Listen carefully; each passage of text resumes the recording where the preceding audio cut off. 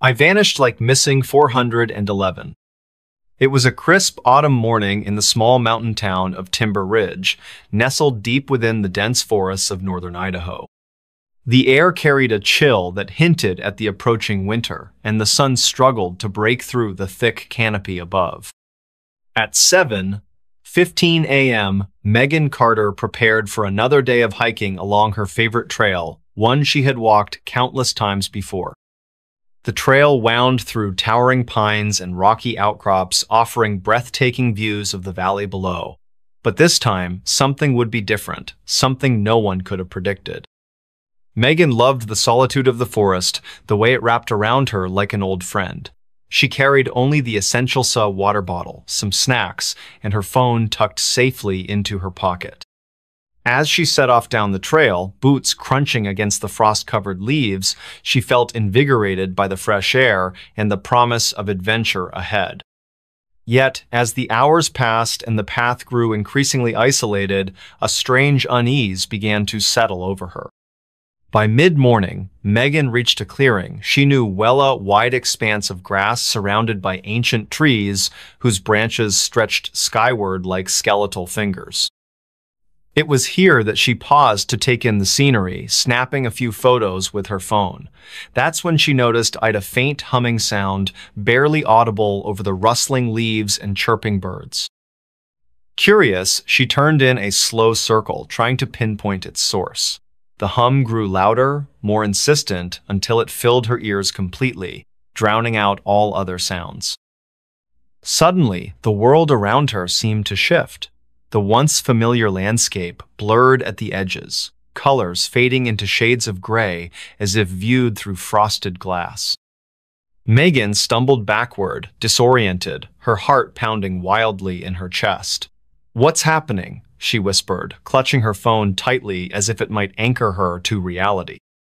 But then, without warning, the device slipped from her grasp, clattering onto the ground and shattering on impact. Panic surged through her as she realized she was completely cut off from help.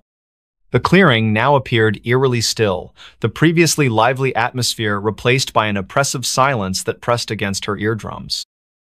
Shadows moved unnaturally in the corners of her vision, darting between trees and vanishing just as quickly.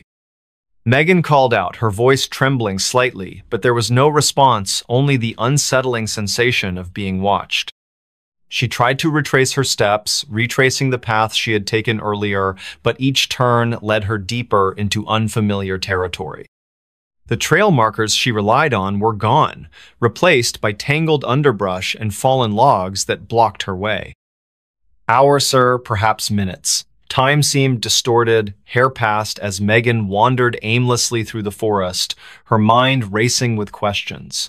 Where had she gone wrong?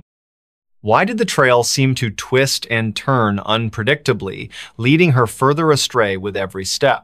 And, most importantly, why did she feel so certain that she wasn't alone? As daylight began to fade, casting long shadows across the ground, Megan spotted something unusual in the distance, a cluster of strange symbols etched into the bark of a nearby tree. They looked almost deliberate, as though carved by human hands, yet their meaning eluded her. Beneath them lay scattered remnants of what appeared to be clothing, a torn piece of fabric, a frayed shoelace, and a single photograph half buried in the dirt. Picking it up carefully, Megan examined the image closely. It depicted a group of people standing together, smiling happily, though none of their faces were familiar to her. What struck her most, however, was the date scrawled on the back years prior to her visit. A cold dread settled in her stomach as realization dawned upon her. These weren't ordinary artifacts, they belonged to others who had vanished without explanation, part of the mysterious phenomenon known locally as Missing 411. Stories abounded of hikers disappearing under similar circumstances, lured deep into the woods by unexplained forces, or simply vanishing into thin air. Some theorized alien abduction, while others pointed to supernatural entities guarding the forest jealously against intruders.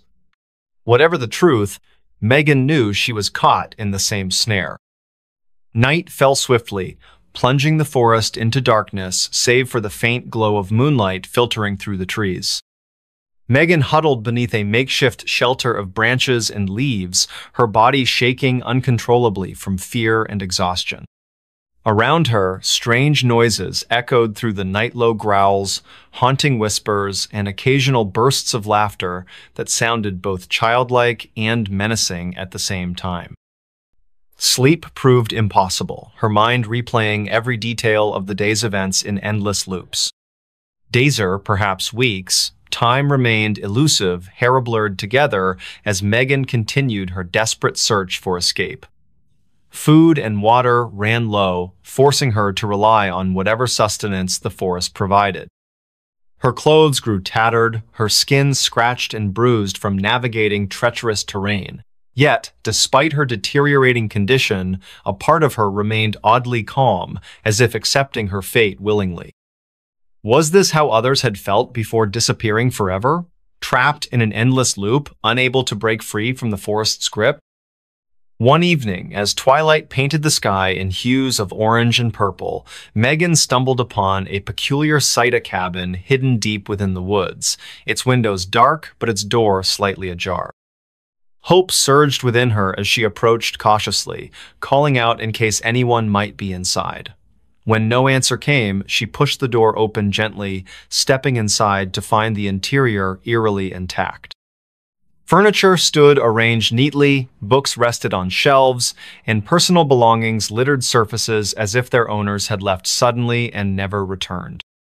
On the wall hung a calendar, its pages flipped to a date far in the past, marking the disappearance of someone else who had ventured too far. Among the items scattered about, Megan discovered journals belonging to previous occupants, detailing their experiences in the forest. Each entry spoke of growing confusion, disorientation, and paranoia, culminating in final messages written in frantic handwriting before going silent altogether. Reading these accounts, Megan understood fully the gravity of her situation. She was not merely lost, she was trapped in a realm beyond normal understanding, a place where logic failed and mysteries thrived. Determined to uncover answers, Megan explored the cabin thoroughly, eventually finding a hidden compartment beneath the floorboards. Inside rested an old map marked with cryptic symbols and annotations referencing locations throughout the forest. Following its directions, she ventured further than ever before, encountering sights both beautiful and terrifying: waterfalls cascading endlessly upward, meadows bathed in perpetual twilight, and creatures unlike anything she had ever seen before. Along the way, she documented everything, leaving notes and markings for those who might come after her. But with each discovery came new dangers. Shadows followed her movements, whispering promises of release if she surrendered entirely. Visions plagued her dreams, showing glimpses of others who had vanished before her, faces pale and hollow, eyes devoid of life. Still, Megan pressed on, driven by a stubborn refusal to give in to despair. Finally, after what felt like an eternity, Megan found herself standing at the edge of a cliff overlooking the valley below. The scene was breathtakingly familiar, the exact view she had admired during her initial hike. Yet, something felt fundamentally different about it now. Before her loomed a figure cloaked in shadow, its presence commanding yet serene. Without speaking a word, it extended a hand toward her, inviting her to join it. For a moment, Megan hesitated, torn between fear and curiosity. Then, taking a deep breath, she reached out and grasped the offered hand. Immediately, the world around her dissolved into light, consuming everything in its path. When clarity returned, Megan found herself back in the clearing where her journey had begun. Her phone lay intact beside her, untouched by the ordeal, as if none of it had ever happened. Confused and shaken, Megan reported her experience to local authorities, describing in detail everything she had endured.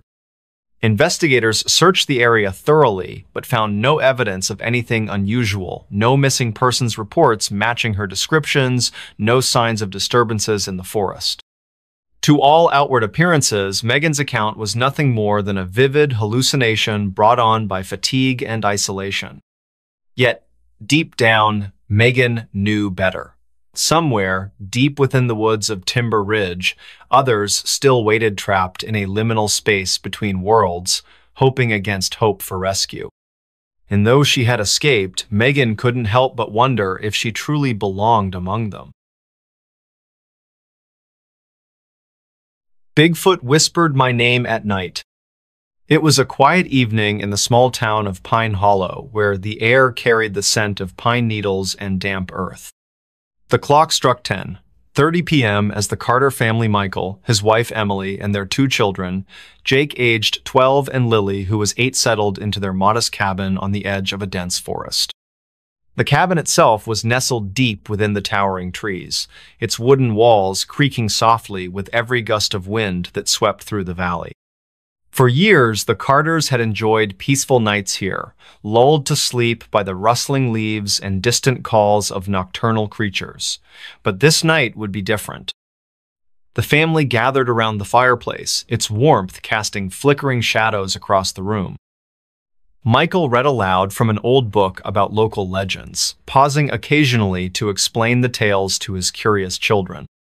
Among the stories were whispers of Bigfoot, a mysterious creature said to roam these very woods, watching silently from the shadows. While Jake listened intently, his imagination sparked by the vivid descriptions, Lily curled up beside her mother, her eyes wide with a mix of fascination and fear. As the fire dwindled and embers glowed faintly, the family retired to bed, each retreating to their respective rooms. Outside, the forest grew eerily still, the usual sounds of wildlife replaced by an unsettling silence. It wasn't long before Lily woke with a start, her heart pounding wildly in her chest. She lay perfectly still, straining her ears to listen. At first, she thought it might have been a dream-faint rustling outside her window, the soft tapping against the glass, but then came the voice. "Lily," it whispered, low and gravelly, yet unmistakably clear. Her breath caught in her throat as sheer terror gripped her body. The voice wasn't human.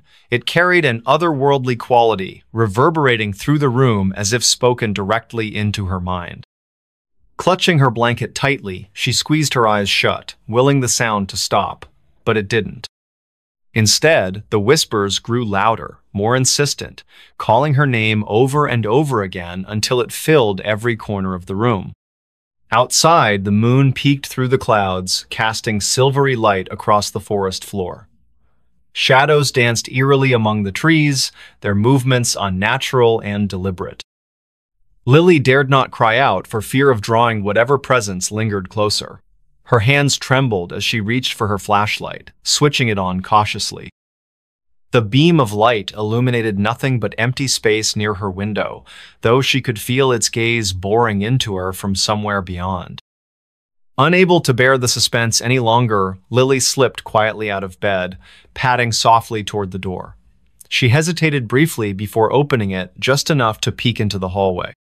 To her relief, the rest of the house appeared calm, the rhythmic breathing of her family members audible through the thin walls.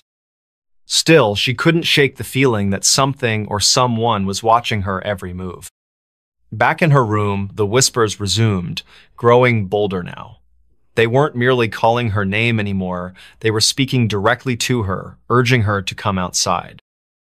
"You won't be afraid," the voice promised, its tone soothing yet undeniably menacing. "Come see me, I've waited so long."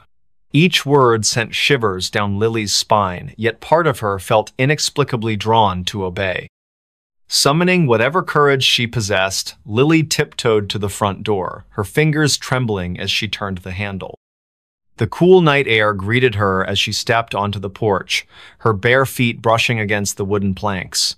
The forest loomed ahead, its darkness impenetrable even under the pale glow of the moon. Yet, amidst the shadows, she spotted Movement's massive figure standing motionless at the edge of the tree line. Its form was hulking, its shoulders broad and covered in thick fur that shimmered faintly in the moonlight. Its head tilted slightly, studying her with eyes that glowed like embers in the dark. For a moment, neither moved, locked in a silent exchange that seemed to stretch on forever. Then, without warning, the creature took a step forward, its massive feet crunching against the fallen leaves. Lily gasped, stepping back instinctively. "Stay away," she shouted, her voice cracking slightly. The creature paused, tilting its head once more as if considering her words. Then, slowly, it raised one hand, pointing toward the forest. "Follow me," it whispered, its voice resonating through the night air. Paralyzed with fear but unable to look away, Lily stood frozen as the creature turned and disappeared into the depths of the woods. Behind her, the door creaked open as Michael emerged, alerted by her cries. "Lily, what's wrong?" he asked, his voice laced with concern. But when he looked where she pointed, there was nothing, only the endless expanse of trees swaying gently in the breeze. Inside, the family huddled together, trying to make sense of what had happened. Emily held Lily tightly, her own fear masked by maternal instinct. Michael grabbed a flashlight and ventured cautiously into the woods, searching for any sign of the mysterious figure. But the forest remained silent, its secrets hidden beneath layers of shadow and mist. In the days that followed, strange occurrences plagued the cabin. Objects moved on their own accord, doors creaked open and shut without explanation, and whispers echoed through the halls late at night. Lily claimed to hear her name called repeatedly, though no one else could confirm the sounds. Despite their skepticism, the family began to believe they were being watch-stalked even by something far greater than themselves. Desperate for answers, they consulted local historians and Native American elders, learning about the legend of Bigfoot and its connection to the land. Some believed the creature acted as a guardian of the forest, protecting it from those who sought to harm it.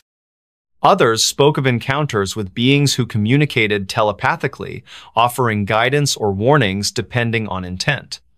Regardless, the parallels between these accounts and their own experiences were undeniable. Weeks turned into months, and the haunting continued. Sleep eluded the Carters as they listened helplessly to the whispers that filled their home. Eventually, they made the difficult decision to leave Pine Hollow behind, relocating to a city far removed from the forest and its mysteries. For a time, peace returned to their lives. They rebuilt routines, finding comfort in the familiarity of urban surroundings. Yet every now and then, during quiet nights when the world seemed most still, Lily swore she heard it again, that same gravelly voice whispering her name softly in the dark. Years later, the Carters rarely spoke of their ordeal. Though grateful for their escape, they couldn't shake the feeling that the forest and its enigmatic inhabitant hadn't truly let go.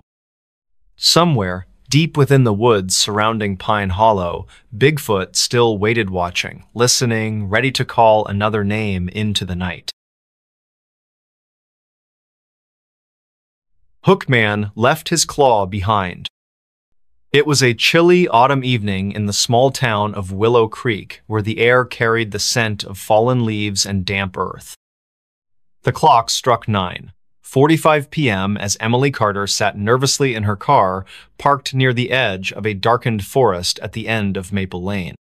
Beside her sat her boyfriend, Mark Thompson, his arm resting casually on the back of the seat as he tried to reassure her with light conversation. The forest loomed ominously ahead, its towering trees casting long shadows across the road, even under the pale glow of the moon.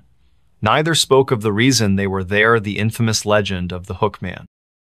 The story had been whispered among their friends for years, passed down like an urban myth meant to scare teenagers into behaving themselves. According to local lore, the Hookman was a disfigured killer who roamed the woods at night, searching for unsuspecting victims. His weapon of choice? A jagged, claw-like hook that replaced one of his handsaw, gruesome reminder of his violent past.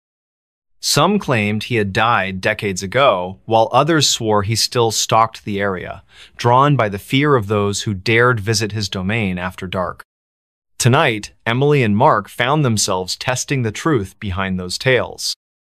As they sat in silence, the forest grew eerily quiet, the usual sounds of wildlife replaced by an unsettling stillness. A sudden gust of wind rattled the car windows, making Emily jump. "Do you think it's true?" she asked softly, her voice trembling slightly despite her attempts to sound brave. Mark chuckled nervously, though his grip on the steering wheel tightened involuntarily.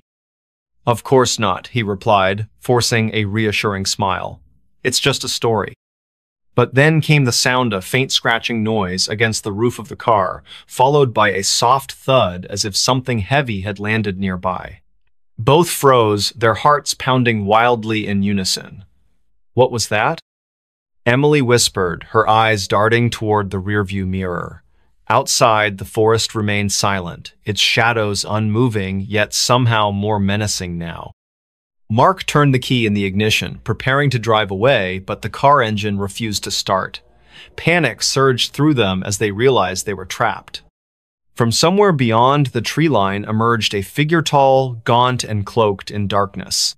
Its face was obscured by shadow, but its presence radiated an undeniable menace. In one hand, it held what appeared unmistakably to be a hooked blade, glinting faintly in the moonlight. Emily screamed, throwing herself against the passenger door as the figure approached slowly, deliberately. Each step echoed through the night, amplifying their terror until it felt almost unbearable. "Stay calm," Mark urged, though his own voice betrayed his fear. He fumbled with the keys, praying the engine would cooperate, but nothing happened. The figure reached the car window now, its claw scraping lightly against the glass. Inside, Emily sobbed uncontrollably, clutching her purse tightly as if it might protect her from whatever horror awaited outside. Mark grabbed a flashlight from the glove compartment, shining it directly at the figure in hopes of driving it back. But instead of retreating, the creature tilted its head slightly, studying them with unnatural curiosity. Then, without warning, it vanished, disappearing into the shadows as quickly as it had appeared. Emily and Mark sat frozen for several moments, unsure whether to believe their eyes. Finally, the car engine roared to life and they sped away from the forest as fast as possible. Behind them, the hookman's laughter echoed through the night, chilling them to the bone. Back at Emily's house, they collapsed onto the couch, breathing heavily as adrenaline coursed through their veins. Their relief was short-lived, however, when Emily noticed something peculiar inside her Percy single, rust-stained claw resting among her belongings. Her breath caught in her throat as sheer terror gripped her body once again. "He left it behind," she stammered, her voice barely audible over the sound of her own pulse pounding in her ears. Mark examined the object closely, his fingers trembling slightly as he touched it. It was unmistakably Riala, grotesque relic of the hookman's existence. Yet, how had it gotten there? Neither could remember opening their bags during the encounter, nor did they recall seeing him drop anything before disappearing. The implications were terrifying. They weren't merely being watched, they were being toyed with. Over the following days, strange occurrences plagued Emily and Mark's lives. Shadows moved unnaturally in the corners of their vision, whispers filled the air even when no one else was present, and occasionally, they heard the faint scratching sound that reminded them all too vividly of that fateful night. Sleep became impossible, their minds replaying every detail of the encounter in endless loops.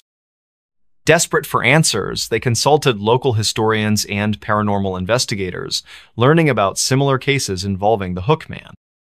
Some claimed he acted out of vengeance, seeking retribution against those who mocked his deformity.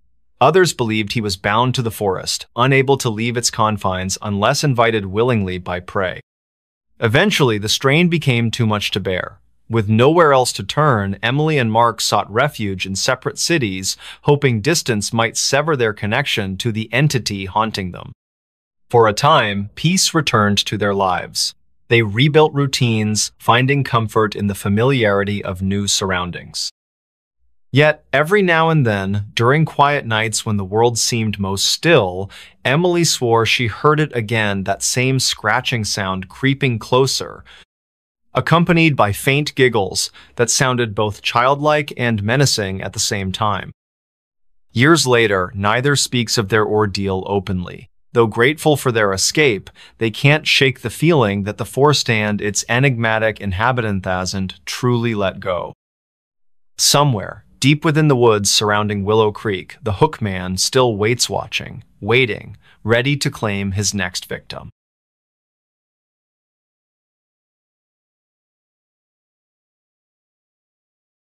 Cropsy breathed outside our window. It was a dark and stormy night in the small town of Willow Hollow, where the air carried an unsettling chill that seemed to seep into every corner. The clock read 11:30 p.m. as the Carter family, Mark, his wife Emily, and their two children, Jake, aged 12, and Lily, who was 8, settled into their modest home on Pine Lane. The house stood nestled among towering trees, its wooden walls creaking softly with every gust of wind that swept through the valley. For years, the Carters had enjoyed peaceful nights here, lulled to sleep by the rustling leaves and distant calls of nocturnal creatures. But this night would be different. The family gathered in the living room, the warm glow of the fireplace casting flickering shadows across the walls. Mark read aloud from an old book about local legends, pausing occasionally to explain the tales to his curious children. Among the stories were whispers of a mysterious figure said to haunt these very woods, lurking in the shadows and preying on unsuspecting victims. While Jake listened intently, his imagination sparked by the vivid descriptions, Lily curled up beside her mother, her eyes wide with a mix of fascination and fear. As the fire dwindled and embers glowed faintly, the family retired to bed, each retreating to their respective rooms. Outside, the forest grew eerily still, the usual sounds of wildlife replaced by an unsettling silence. It wasn't long before Lily woke with a start, her heart pounding wildly in her chest.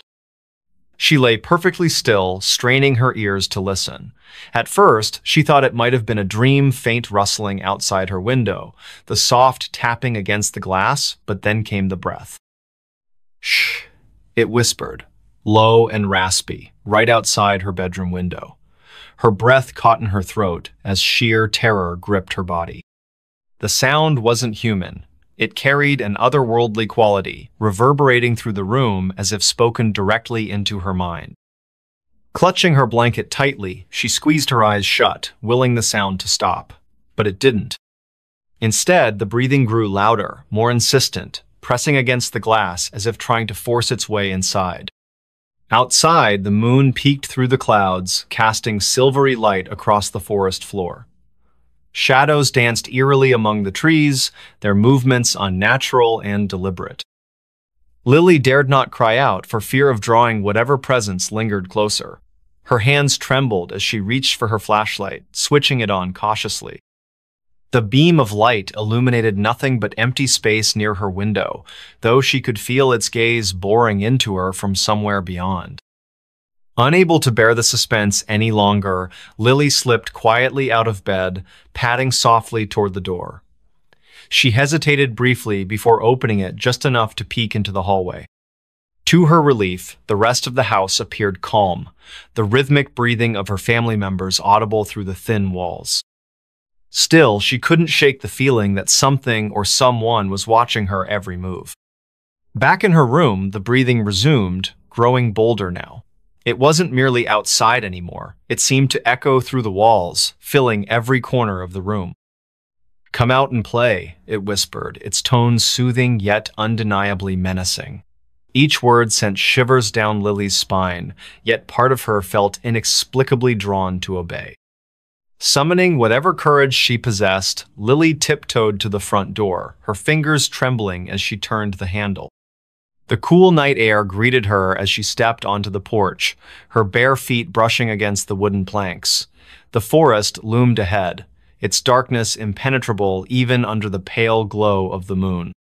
Yet, amidst the shadows, she spotted Movemanta hunched figure standing motionless at the edge of the tree line. Its form was gaunt, its shoulders slumped and covered in tattered clothing that flapped gently in the breeze. Its head tilted slightly, studying her with eyes that glowed faintly in the dark. For a moment, neither moved, locked in a silent exchange that seemed to stretch on forever. Then, without warning, the creature took a step forward, its massive feet crunching against the fallen leaves. Lily gasped, stepping back instinctively. "Stay away," she shouted, her voice cracking slightly. The creature paused, tilting its head once more as if considering her words.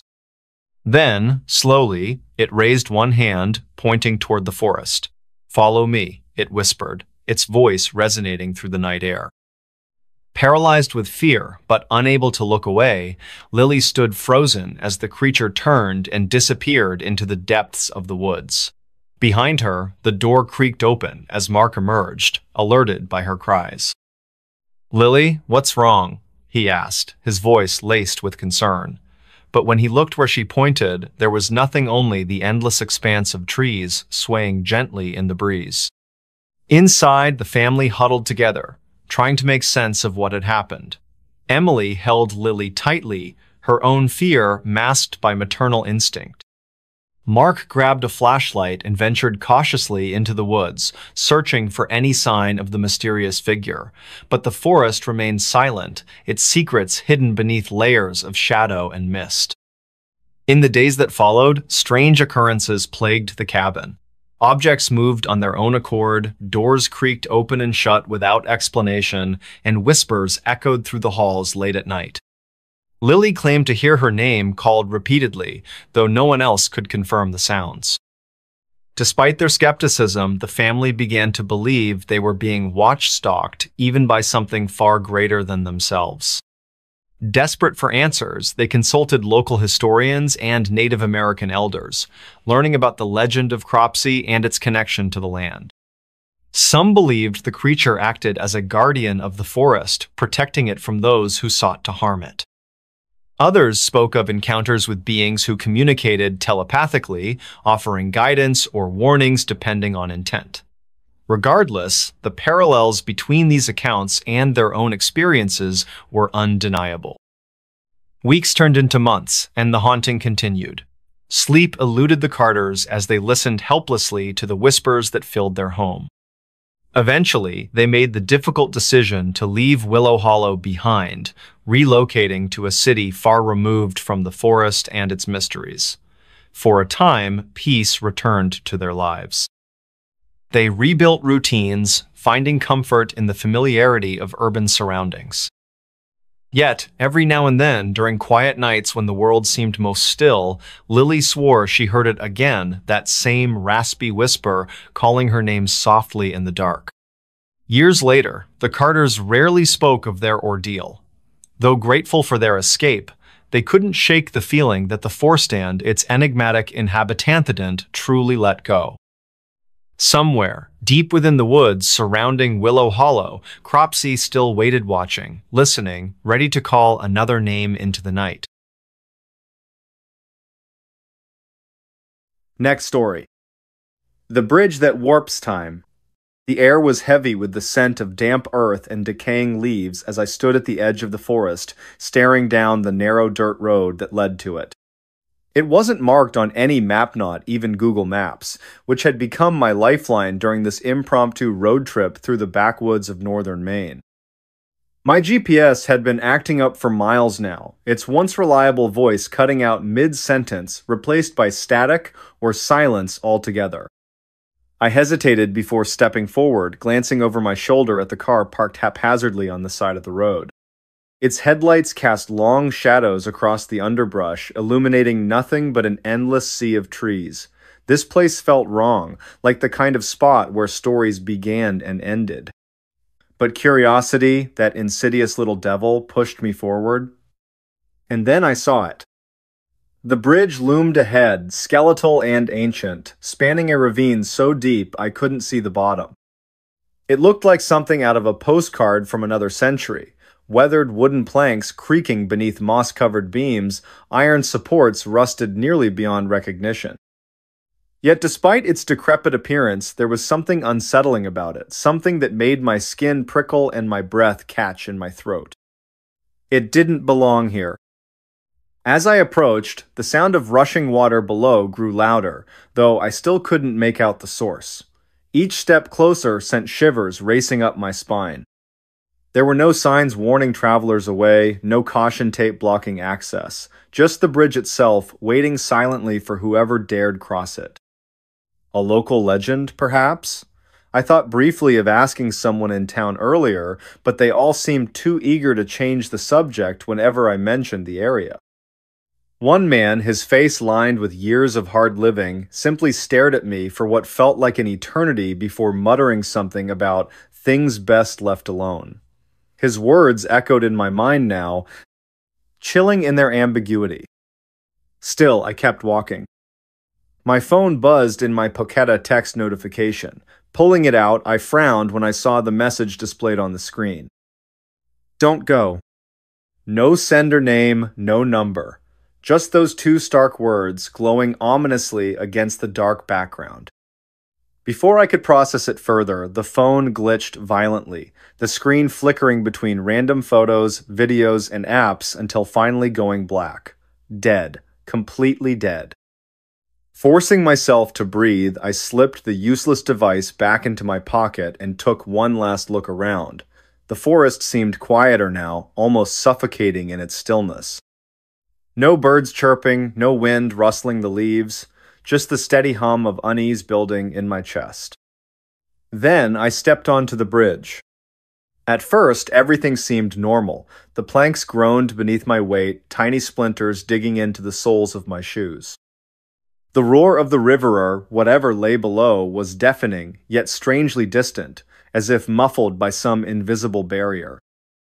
I glanced down, expecting to see cracks in the wood or exposed nails, but instead found myself staring at reflections. Not mine, though. They moved independently of me, distorted figures caught mid-motion, some reaching out, others screaming silently, their mouths stretched wide in silent agony. Their eyes locked onto mine, unblinking, unwavering, and then they vanished, swallowed by the darkness below. Time began to shift. I noticed it first when I checked my watch, another futile attempt to regain control. The second hand twitched erratically, stopping and starting in unpredictable bursts. Seconds dragged into minutes. Minutes collapsed into seconds. My heartbeat quickened, matching the erratic rhythm of the clock. Was I imagining it, or was something else at play? Footsteps echoed behind me.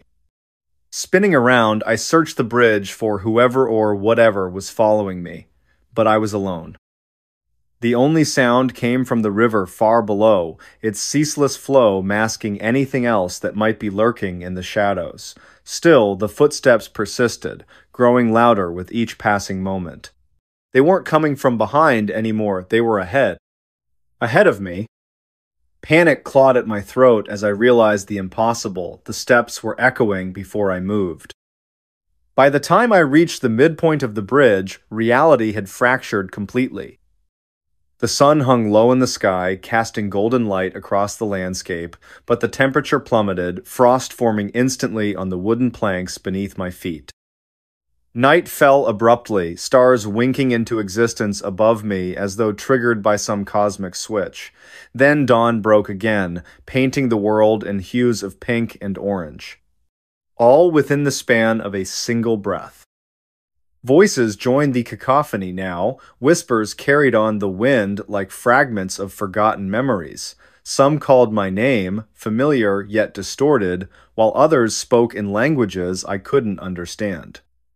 Among them, one voice stood out, a child's laughter, pure and innocent, followed by a sharp cry of pain. I froze, searching desperately for its source, but the sound faded before I could pinpoint it. And then, I heard it again. This time, it was closer. Much closer. When I turned, I wasn't alone anymore.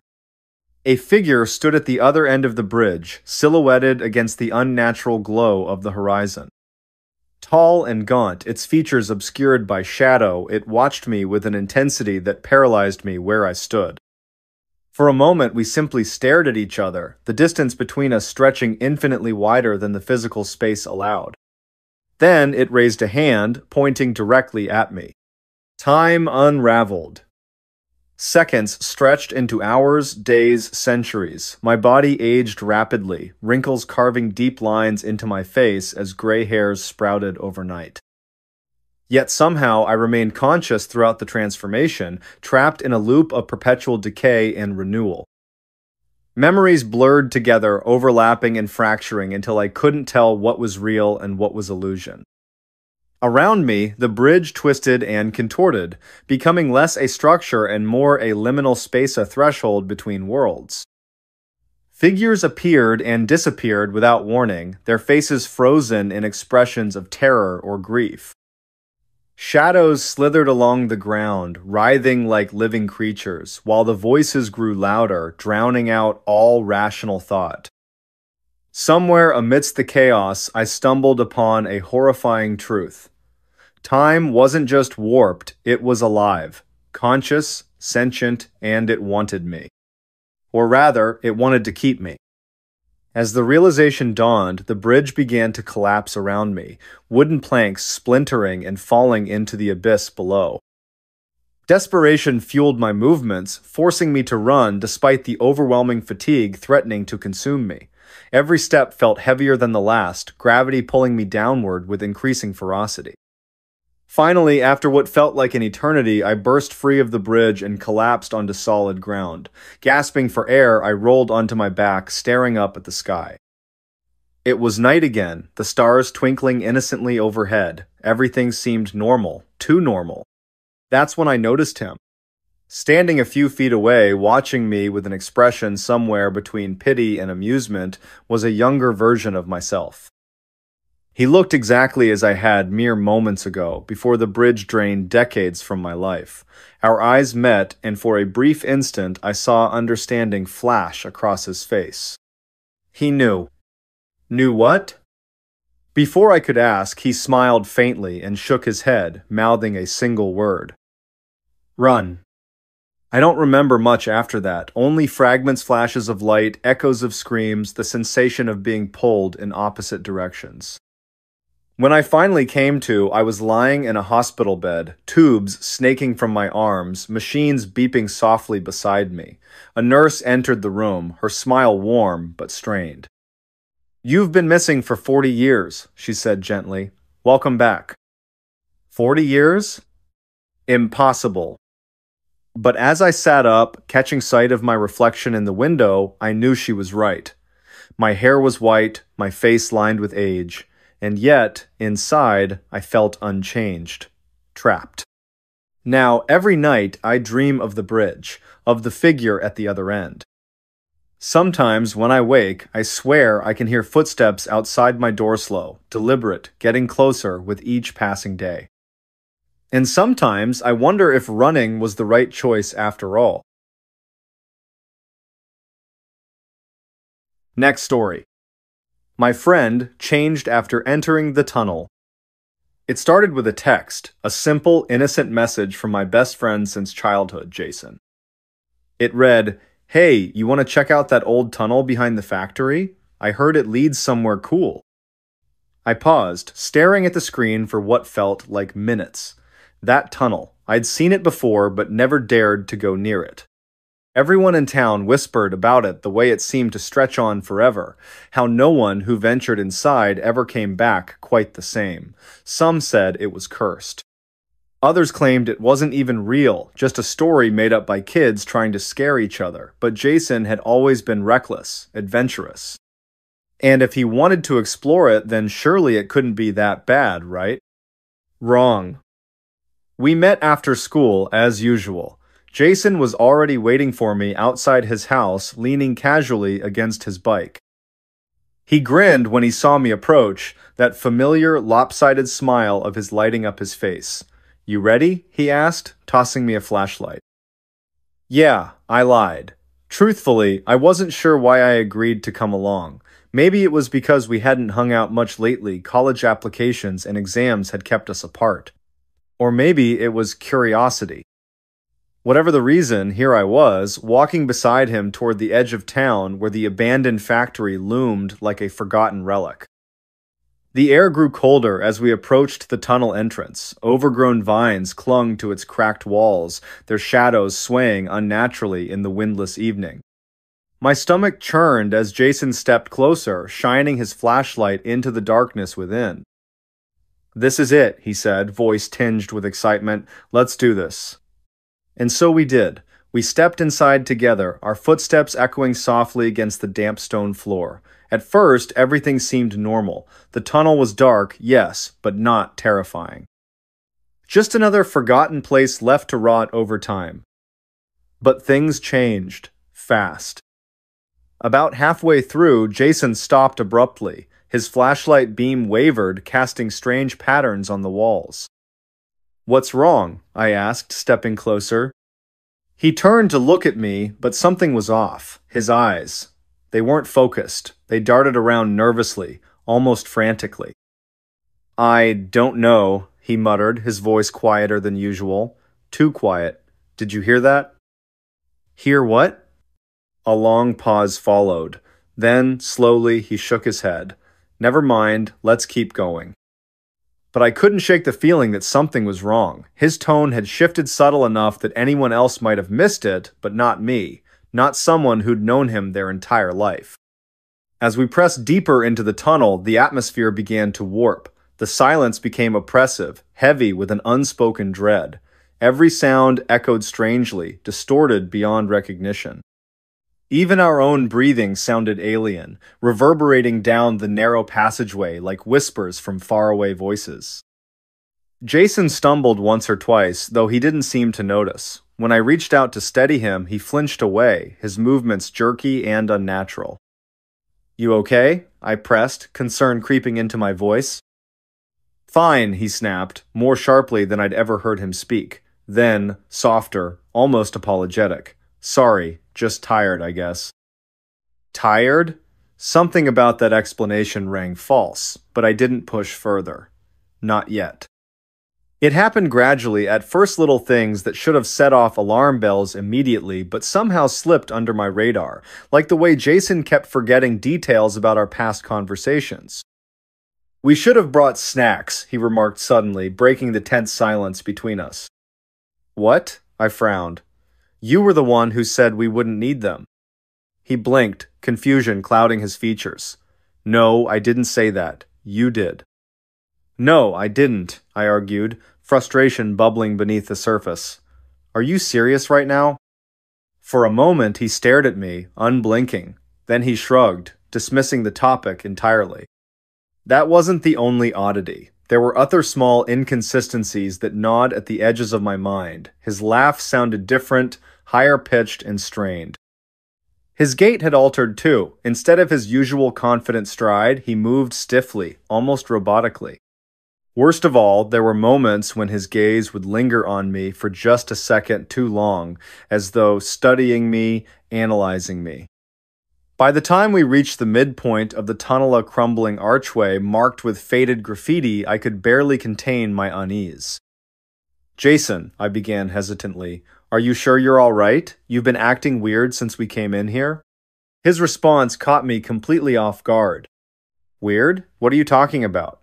He tilted his head slightly, the motion unsettling in its deliberate slowness. "I'm fine. Why wouldn't I be?" "But—" "No buts." His voice cut across mine, sharp and final. Let's finish this, okay?" I swallowed hard, nodding despite the growing pit in my stomach. Something was very, very wrong, and whatever it was, it had taken hold of Jason. The deeper we went, the worse it got. The tunnel itself seemed to twist and turn unpredictably, leading us in circles despite our best efforts to track our progress. Walls appeared where none had been before, blocking paths we swore we'd passed earlier.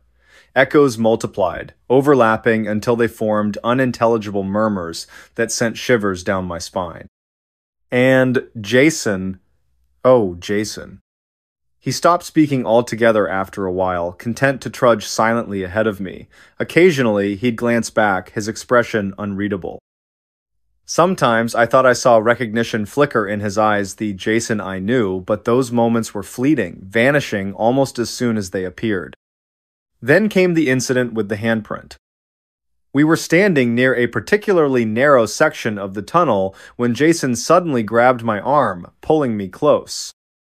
"Look," he whispered, pointing at the wall beside him. At first, I saw nothing unusual, just more cracked stone covered in layers of grime. But then I noticed a faint impression pressed into the surface as though someone had slammed their palm against it with tremendous force. Except, it wasn't human. The fingers were elongated, the thumb positioned unnaturally low. The entire print radiated an aura of wrongness, making my skin crawl. "That's not possible," I stammered, backing away instinctively. "It is," Jason replied, his voice eerily calm, "and it's coming for us." Before I could respond, he shoved me forward, urging me to run. "Go," he shouted. "Get out of here." I obeyed, stumbling blindly through the labyrinthine passages. Behind me, I heard footsteps not ours, but heavier, dragging. Each step resonated through the tunnel like thunder, shaking the ground beneath my feet. When I finally stopped running, panting and disoriented, I realized Jason was nowhere in sight. Panic surged through me as I called out his name over and over again. No answer. Only the eerie silence of the tunnel greeted me. Until a soft chuckle echoed behind me. Turning slowly, I found myself face to face with Jason, or rather, something pretending to be him. His appearance had shifted subtly, almost imperceptibly. His eyes glowed faintly now, their irises swirling with unnatural hues. His smile stretched impossibly wide, splitting his face in two. "You shouldn't have come here," he intoned, voice deep and resonant, layered with countless others. "What are you?" I demanded, backing away. "Oh, I'm still your friend," he cooed, advancing steadily. "Just better, stronger. Don't worry, you'll understand soon enough." "No!" I screamed, turning tail and bolting once more. But no matter how fast I ran, his laughter pursued me, filling the tunnel with an unbearable cacophony of mocking voices. And then, just as I thought I might lose him for good, I heard Ida's faint whisper carried on the wind. "Help me." The voice was unmistakable. It belonged to the real Jason. I froze, torn between hope and terror. Should I go back? Could I trust what I'd heard? Before I could decide, a cold hand closed around my ankle, yanking me backward. Looking down, I saw a face emerging from the shadows of face identical to mine. "Your turn," it whispered, dragging me into the abyss. When I woke, I was alone. The tunnel stood empty, its entrance yawning open like a mouth waiting to swallow me whole. Shaking, I staggered out into the sunlight, gasping for breath. But as I glanced at my reflection in a nearby puddle, I noticed something strange. My eyes. They weren't mine anymore. They glowed faintly, swirling with colors I couldn't name. And somewhere deep inside, I heard Jason's voice calling my name. Only this time, it wasn't a cry for help. It was a warning. Next story. We woke up in the wrong universe. It was supposed to be just another night. We had been driving for hours, Sarah and I. She sat in the passenger seat, humming softly along with some old indie song on the radio, the kind of music you only listen to when no one else is around. It felt good, quiet, peaceful. We were heading back from a weekend getaway, our little cabin nestled deep within the woods now far behind us. Neither of us wanted to talk much. Sometimes silence speaks louder than words ever could. The hotel we stopped at wasn't fancy, but it didn't need to be. A small roadside inn, its neon sign flickering faintly in the rain that had started sometime after midnight. Vacancy. It read, or maybe it said vacant. I couldn't quite tell through the haze of exhaustion clouding my vision. Inside, the room smelled faintly of mildew, though not unpleasantly so. 2 twin beds, a cracked mirror above the dresser, and a television mounted crookedly on the wall completed the scene. There was nothing unusual about any of this. Just another stopover before returning home. Sarah stretched out on her bed, pulling off her boots without complaint. Her eyes met mine briefly before she rolled onto her side, facing away from me. "Good night," she murmured, her voice already heavy with sleep. "Night," I replied softly, tugging up the covers on my own bed. I lay there for a while, staring at the ceiling, listening to the rhythmic patter of rain against the window. Somewhere outside, an owl hooted, its call echoing eerily into the darkness. My eyelids grew heavier, and soon enough, the world faded into blackness. When I opened my eyes again, something felt off. At first, it was subtle, almost imperceptible, the kind of thing you might brush off as fatigue or disorientation upon waking. But then it lingered, gnawing at the edges of my consciousness like a splinter under your skin. The clock on the bedside table read 3:17 a.m., but the numbers seemed blurred as if smeared by invisible fingers. Blinking, I squinted harder, trying to focus. They sharpened momentarily, only to blur once more. Frowning, I reached out to touch eye-tanned froze. Because the clock wasn't there anymore. My hand hovered over empty space where moments earlier the glowing digits had rested. Panic bubbled beneath the surface, threatening to rise, but I forced myself to breathe deeply. Maybe I'd imagined it. Or perhaps I hadn't fully woken yet. Turning my head, I glanced towards Sarah's bed, except it wasn't Sarah lying there. Instead, a woman with long, dark hair sprawled across the mattress, her face partially obscured by shadows cast from the dim light filtering through the blinds. Her breathing was slow, steady, but unfamiliar. This wasn't Sarah, not even close. And yet, when I called out her name attentively, hesitantly she stirred. She blinked awake, her expression groggy but warm. "Morning," she mumbled, rubbing her eyes. Then she smiled a smile that should have belonged to someone else entirely. For a moment, I simply stared at her, unable to reconcile what I saw with what I knew. "What? Who are you?" I whispered, my throat dry. Her brow furrowed in confusion. "It's me, Sarah. What's wrong?" But it wasn't Sarah. Not really. Something was different. Everything was slightly off. As we stumbled out of the hotel room and into the cool morning air, the strangeness continued to mount. At first glance, everything appeared normal, the same streets, the same buildings, but closer inspection revealed discrepancies too numerous to ignore. The motel itself bore a new name painted in bold letters across its facade. The Welcoming Arms Inn. That wasn't right. Last night, it had clearly been called something else. And the parking lot? Empty save for a single car parked near the entrance, see a sleek black sedan whose make and model I couldn't place. "Do you remember checking in here last night?" I asked Sarah cautiously, keeping my tone neutral despite the unease churning inside me. She frowned, glancing around. "Of course, why wouldn't I?" "But did the sign say Welcoming Arms?" "No." She paused, her gaze narrowing. "Wait, are you saying it didn't?" "I'm saying I don't think it did."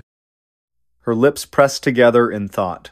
For a second, I thought I detected uncertainty flickering across her features, but then it vanished, replaced by certainty. "You must have dreamed it," she said firmly. "Come on, let's grab breakfast." Breakfast turned out to be equally unsettling. The diner we entered looked familiar enough, down to the vinyl booths and Formica countertops, yet the menu items listed dishes neither of us recognized.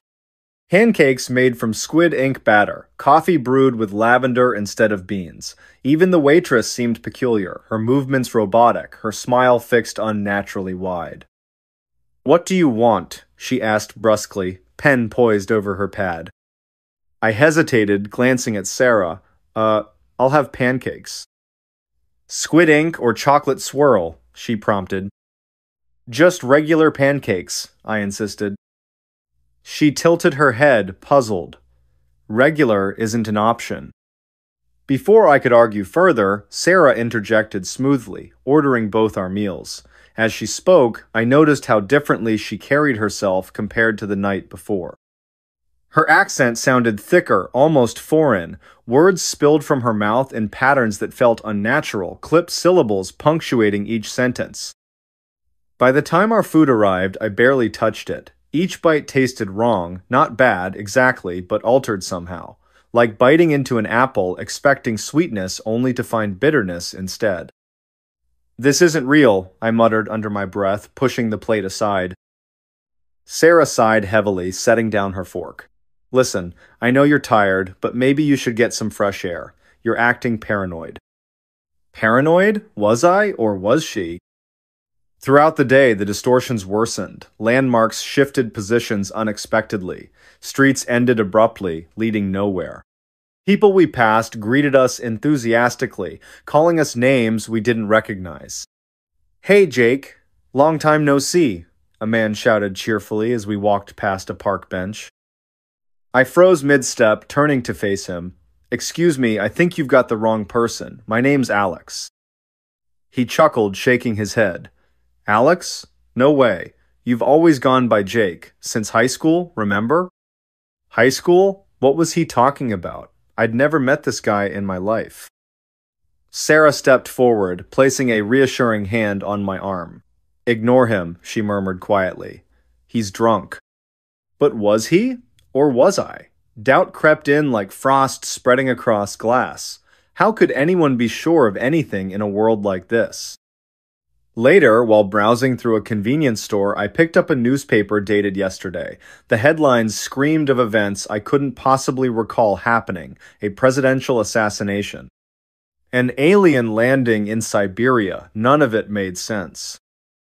What's going on? I demanded aloud, clutching the paper tightly. Sarah sighed again, her patience wearing thin. Maybe you hit your head last night, or maybe you're just stressed. Either way, obsessing over this isn't helping. Was she right? Was I losing my grip on reality, or was she part of whatever illusion trapped me here? That evening, we found ourselves back at the motel, or rather, what passed for the motel. Its appearance had changed yet again, now bearing the name Shelter Haven Lodge. Inside, the decor differed drastically, modern furnishings replacing outdated ones, walls painted bright yellow rather than beige. In the bathroom, I caught sight of my reflection in the mirror, only it wasn't quite me. My features remained identical, but my expression lagged behind my actual emotions, delayed by fractions of a second. When I raised my hand, the image followed suit, but sluggishly, as though swimming through molasses. Panic surged anew. I spun away from the mirror, backing into the doorframe. Sarah, I cried, something's seriously wrong. She appeared instantly, concern etched onto her face. But when she peered into the mirror beside me, she saw nothing amiss. I don't understand, she admitted finally. To me, it looks fine. Fine? How could she possibly think? And then I realized she wasn't seeing the same thing I was. Whatever rift existed between us stretched wider with every passing moment. Worse still, certain sequences began repeating themselves. Conversations replayed verbatim, actions mimicked precisely, time looped endlessly, trapping us in an eternal present tense. By the third day, or was it the fifth? A revelation struck me. Hidden among the chaos lay clues pointing to one horrifying truth: we weren't merely lost in a parallel universe. No, this was something far more sinister. A fragment of memory surfaced unbidden: a lab coat, sterile equipment, wires snaking toward electrodes attached to my temples. Experiments. They'd experimented on me, on us. Manipulating perception, altering reality itself until we couldn't distinguish dream from waking life. They sent us here, I whispered hoarsely to Sarah, who stood frozen beside me. They deliberately pushed us into this simulation. Her response came swiftly, cutting through my burgeoning despair. Who? Who would do such a thing? I shook my head helplessly. I don't know, but whoever they are, they're watching us right now.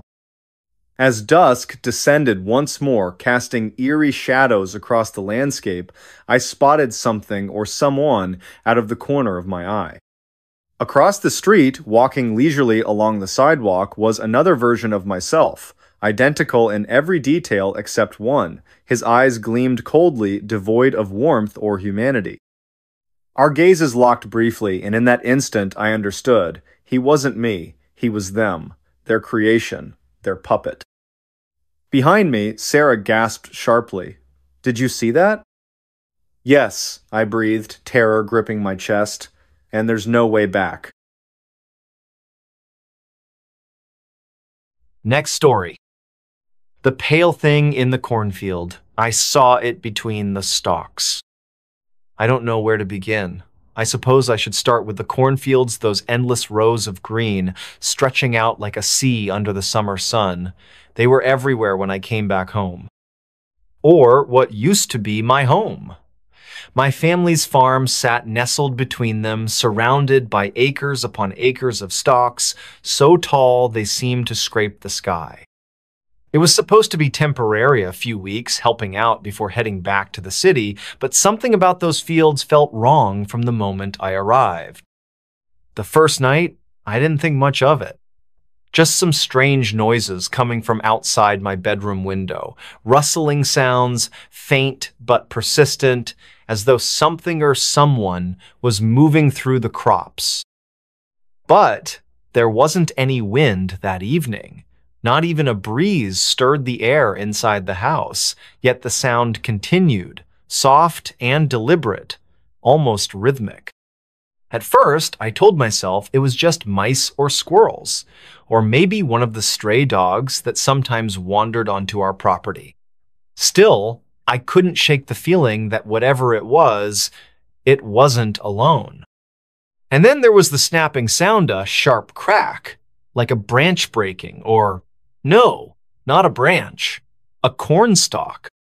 I froze, staring at the curtains covering my window. Beyond them lay the field, its dark silhouette looming against the moonlit sky. For a second, I thought I saw a movementa, pale flash, quick and fleeting, slipping away into the shadows. But when I squinted harder, trying to make sense of it, all I could see were the endless rows of corn swaying ever so slightly, as if mocking me. It wasn't until later that I realized how foolish I'd been to ignore it. By day, everything seemed normal. The fields shimmered in the heat, their leaves whispering together whenever a gentle gust passed through. Dad would send me out to check on things, make sure the irrigation lines weren't clogged, count the ears ready for harvest. I'd trudge along the dirt paths cutting through the crop, feeling nothing more than sweat dripping down my neck and the weight of the sun above me. But at night, everything changed. The whispers started small.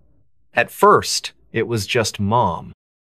She mentioned offhandedly over dinner one evening, "You know, your grandfather always said there was something strange about these fields." Her voice dropped lower, almost conspiratorial. Though she tried to play it off as a joke, he claimed he once saw a figure out there late at night, said it looked human, but too thin, too pale, like it didn't belong here. Dad snorted, dismissing her words with a wave of his hand. "Your grandpa liked his whiskey," he said gruffly. "If you ask me, he probably mistook a scarecrow for a ghost." Mom laughed nervously, but I noticed the way her eyes darted toward the window behind him. Neither of them brought it up again after that. Still, I wondered, maybe it was curiosity, or maybe it was stupidity. But part of me wanted to find out for myself whether there was anything to the old stories. So one night, armed only with a flashlight and a stubborn streak, I decided to venture into the cornfield. The air was thick, heavy with humidity, pressing down on my chest like an invisible hand. As I stepped off the porch and into the field, the crunch of gravel beneath my boots echoed unnaturally loud in the silence. Then came the smelty, earthy tang of soil mixed with the sharp sweetness of crushed husks. It filled my nostrils, clinging to every breath I took.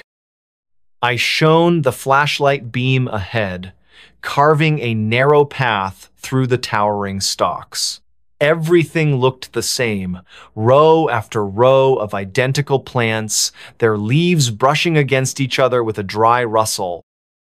But as I walked deeper, the light began to falter. Shadows pooled around me, darker than they should have been, swallowing the glow of my flashlight whole.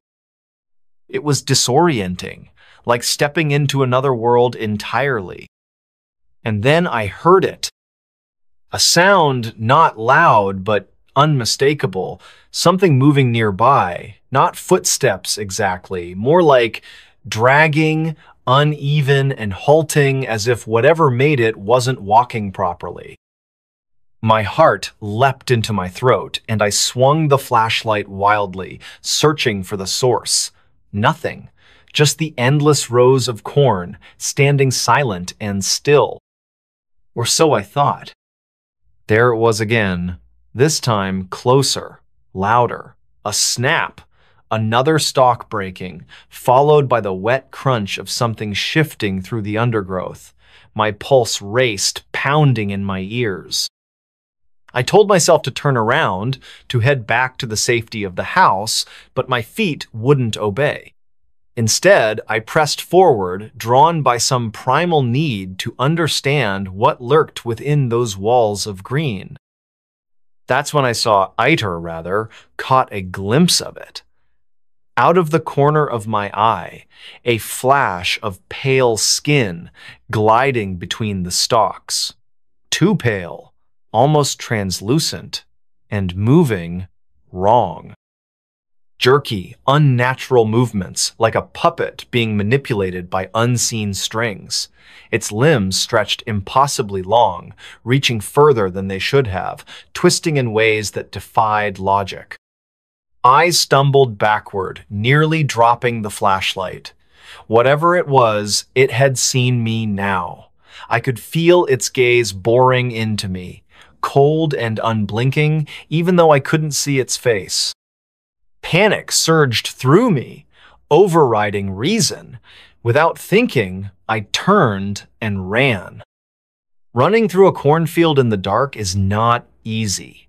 The stalks clawed at my arms, snagging my clothes, forcing me to zigzag through the maze-like rows. Behind me, I could hear it following breathing, ragged and labored, each exhalation a hot gust against the base of my neck. Sometimes I thought I could feel its fingers grazing my skin, though whenever I glanced over my shoulder, there was nothing there. Eventually, I burst free of the field, tumbling onto the hard-packed dirt road leading back to the house. The creature didn't follow me beyond the edge of the crops, but I knew it was still watching. I could sense its presence lingering just out of sight, waiting patiently for me to return. When I finally reached the safety of the porch, I collapsed against the doorframe, trembling uncontrollably. Inside, Mom called out worriedly, asking why I was shaking so badly. I lied, telling her I'd tripped and scraped my knee. She didn't press me further, but I saw the concern etched across her face. Over the next few days, I tried to convince myself it was all in my head. Maybe exhaustion had gotten to me, or perhaps I really had imagined the whole thing. But the signs kept piling up. More rustling sounds at night, more snapped stalks littering the ground near the house. And worst of all, faint outlines appearing in the distance during sunrise tall, gangly figures standing motionless among the corn, their faces obscured by the morning haze. One morning, I swore I saw one of them looking directly at me, its head tilted slightly, as if studying me before melting back into the rows. When I told Dad about it, he dismissed it with a grunt. "Probably just a deer," he muttered, refilling his coffee cup. But his knuckles went white around the handle, and for the first time I noticed the revolver tucked into the waistband of his jeans. The final confrontation happened on the last night I spent there. By then, I knew better than to go near the fields alone, but desperation drove me anyway. I needed answers, closure, anything to explain what was happening. Armed with a lantern this time, I ventured back into the depths of the crop, determined to confront whatever dwelled within. This time, it found me first. I remember the moment vividly. The lantern flickered, casting eerie shadows across the stalks surrounding me. Then, without warning, the creature emerged from the darkness. It stood mere feet away, illuminated briefly by the wavering light. Its form was gaunt, skeletal, its skin stretched taut over protruding bones. Eyes black voids, devoid of life, stared straight into mine, unblinking and unyielding. Its mouth opened wide, revealing jagged teeth stained with something dark and sticky. Before I could scream, it lunged. Time slowed as I dove to the side, narrowly avoiding its outstretched claws. The lantern fell, spilling oil onto the ground and igniting a small fire. The flames roared to life, illuminating the area brightly enough to reveal dozens of similar shapes lurking in the periphery, their forms distorted and monstrous. In that instant, I understood. These weren't animals or spirits. They were something else entirely. Something ancient, malevolent, and hungry. Somehow, I managed to escape. Whether it was luck or sheer terror driving me, I bolted through the field faster than I ever had before, ignoring the pain as thorns tore at my flesh. When I reached the house, I slammed the door shut behind me, barricading it with furniture, despite knowing it wouldn't hold forever.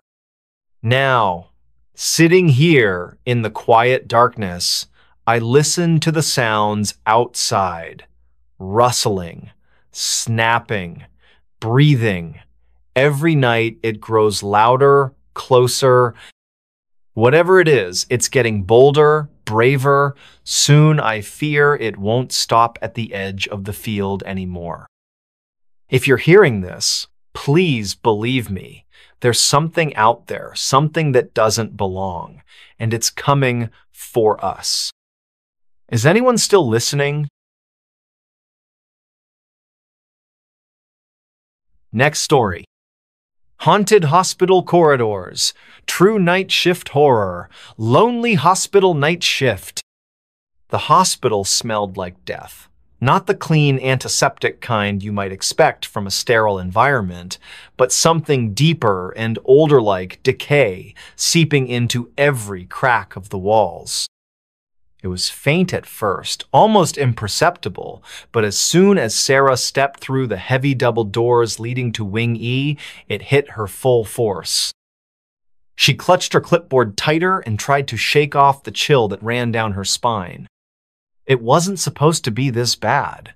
When she'd accepted the job as a night shift janitor at St. Blanc, Mercy General Hospital, they'd told her it would be simple maintenance work. Mopping floors, restocking supplies, emptying trash bins. They hadn't mentioned the dimly lit hallways, the creaking floorboards, or the unsettling silence broken only by the occasional hum of malfunctioning equipment. And certainly, no one had warned her about Wing F, a part of the hospital that felt less like a medical facility and more like a haunted house. Sarah adjusted her radio on her belt for what felt like the 100th time since starting her shift. Static buzzed intermittently, making her wonder if anyone could even hear her calls anymore. "Dispatch?" she said softly, her voice trembling despite herself. No response, just static. She sighed and pressed forward, telling herself to focus on the task at hand. Wing E was eerie even during the day, with its long corridors lined with cracked paint and faded signs pointing toward rooms that hadn't been used in years. At night, however, it transformed into something else entirely, a labyrinth of shadows and whispers. The lights above flickered erratically, casting dancing patterns across the peeling wallpaper. Every step echoed unnaturally loud, amplifying the sense of isolation. As Sarah pushed her mop bucket down the hallway, she noticed something odd. One of the patient call buttons near room 317 was blinking furiously, though the room itself remained dark and locked. Frowning, she approached cautiously, half expecting to find some sort of technical glitch. But when she pressed her ear against the door, she swore she heard soft murmurs coming from inside. "Hello?" she called out, her voice barely audible over the pounding of her heart. Silence answered her. Still, the call button continued to blink insistently, as though mocking her hesitation. After several seconds of staring at it, she finally reached out and pressed the reset button. The light stopped flashing immediately, leaving an oppressive stillness in its wake. Shaking her head, Sarah chalked it up to paranoia. Maybe the stress of working alone was getting to her, or maybe it was just the creepy atmosphere of the place. Whatever the reason, she decided not to dwell on it too much. There were plenty of other things to do before her shift ended. Or so she thought. By the time Sarah reached the far end of the corridor, the unease had grown palpable. The air seemed colder here, despite the lack of windows or ventilation systems. Her breath fogged slightly in front of her face, and goosebumps erupted along her arms. Then came the sound of low, rhythmic thumping, almost like someone knocking on a wall. It started faintly, but grew louder with each passing second until it filled the entire hallway. She froze mid-step, gripping the handle of her mop bucket like a lifeline. "Who's there?" she demanded, trying to keep her tone steady.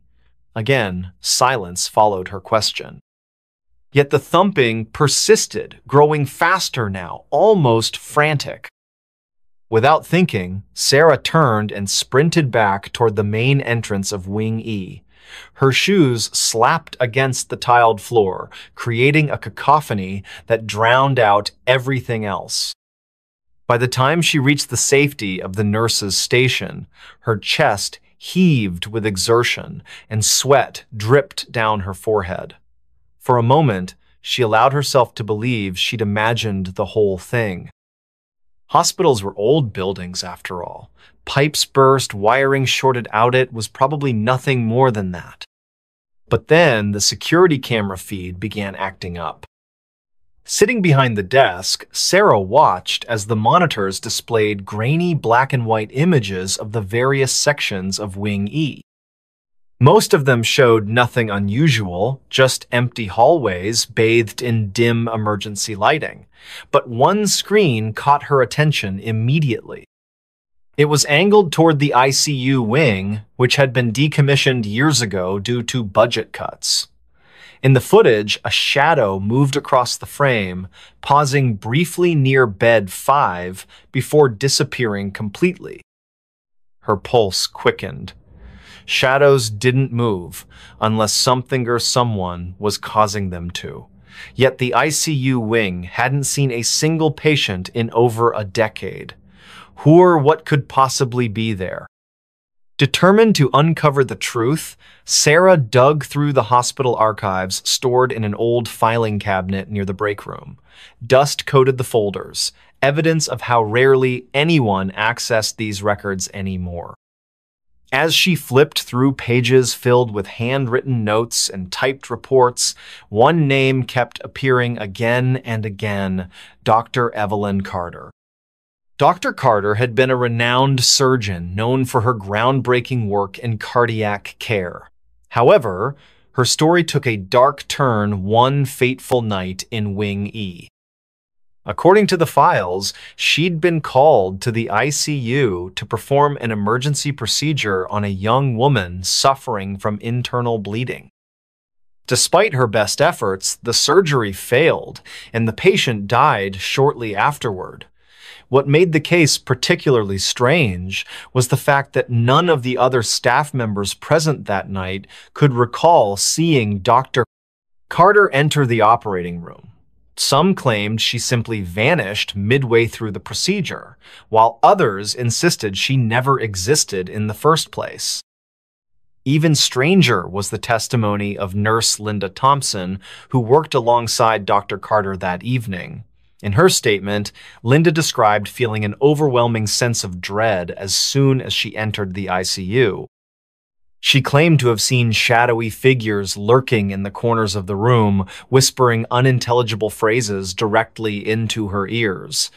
By morning, Linda had quit her job, refusing ever to return to St. Mercy. Sarah closed the folder slowly, her mind racing.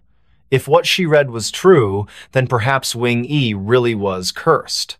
But why? And why did it seem determined to drag her into its web of terror? With trembling hands, Sarah retrieved her flashlight from the supply closet and ventured deeper into Wing E than she'd ever dared before. Her destination was clear: the abandoned ICU wing where the phantom Dr. Astor Kane Mays Tuthap Carter supposedly met her demise. Along the way, the phenomena intensified.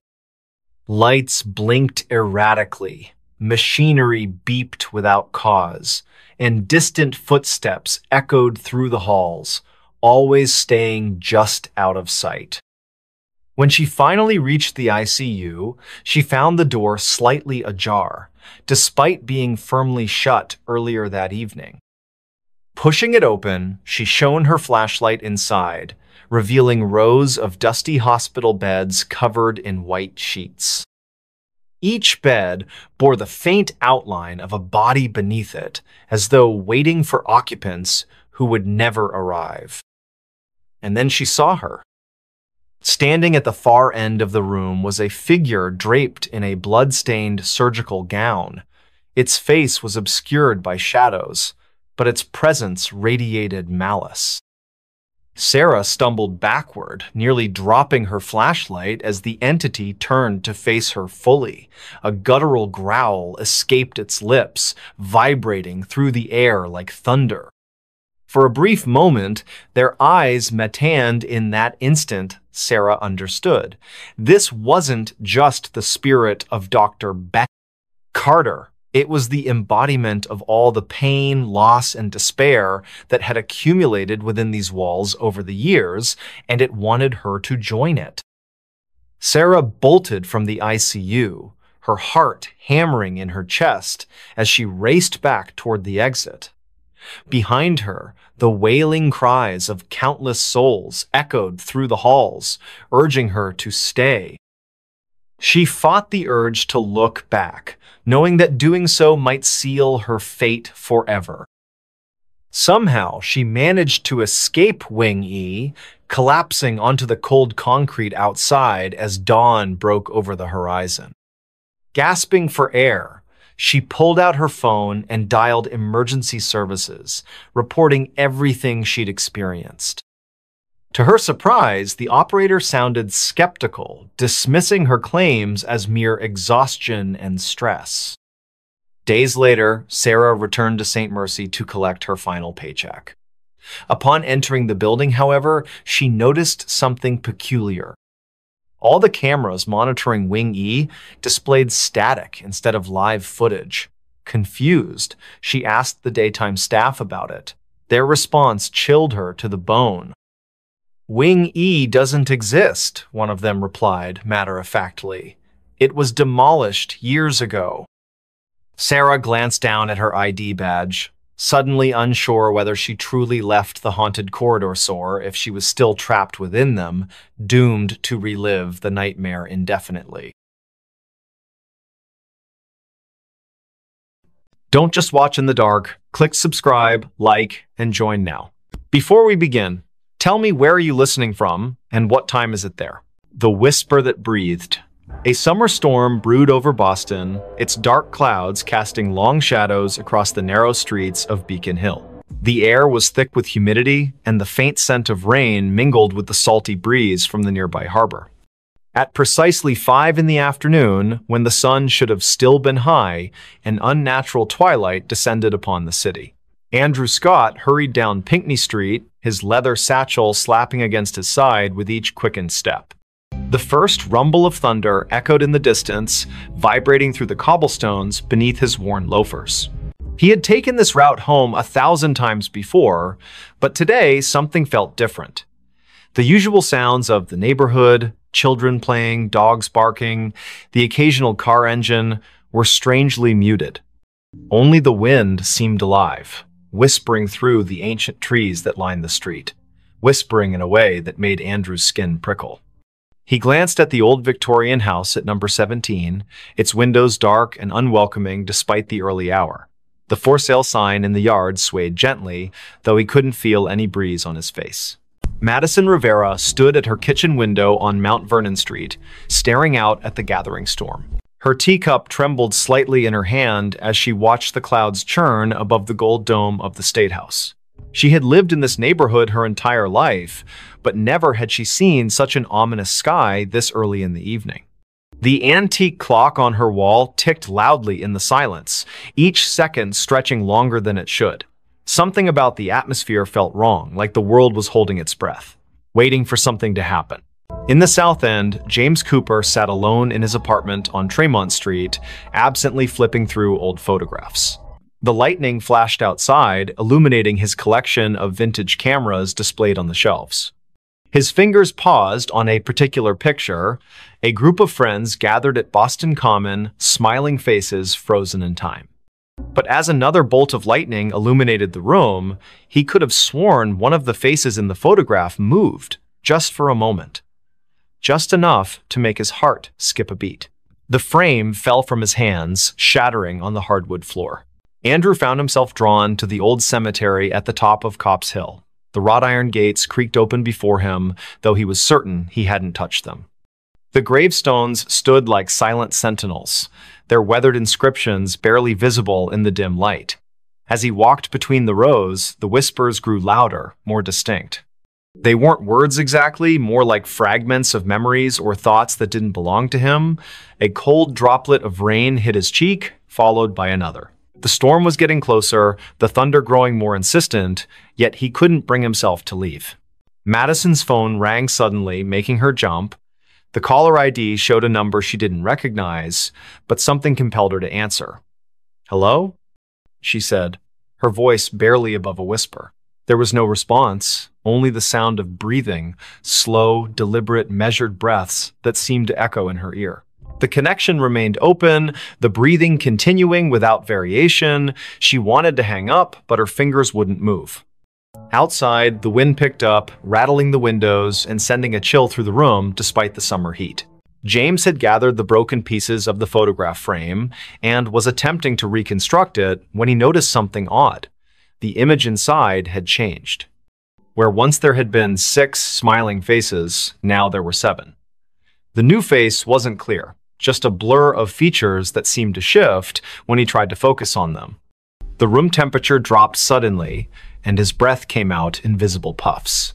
From somewhere deep within the walls, he heard a soft scraping sound, like fingernails dragging across wood, getting closer with each passing moment.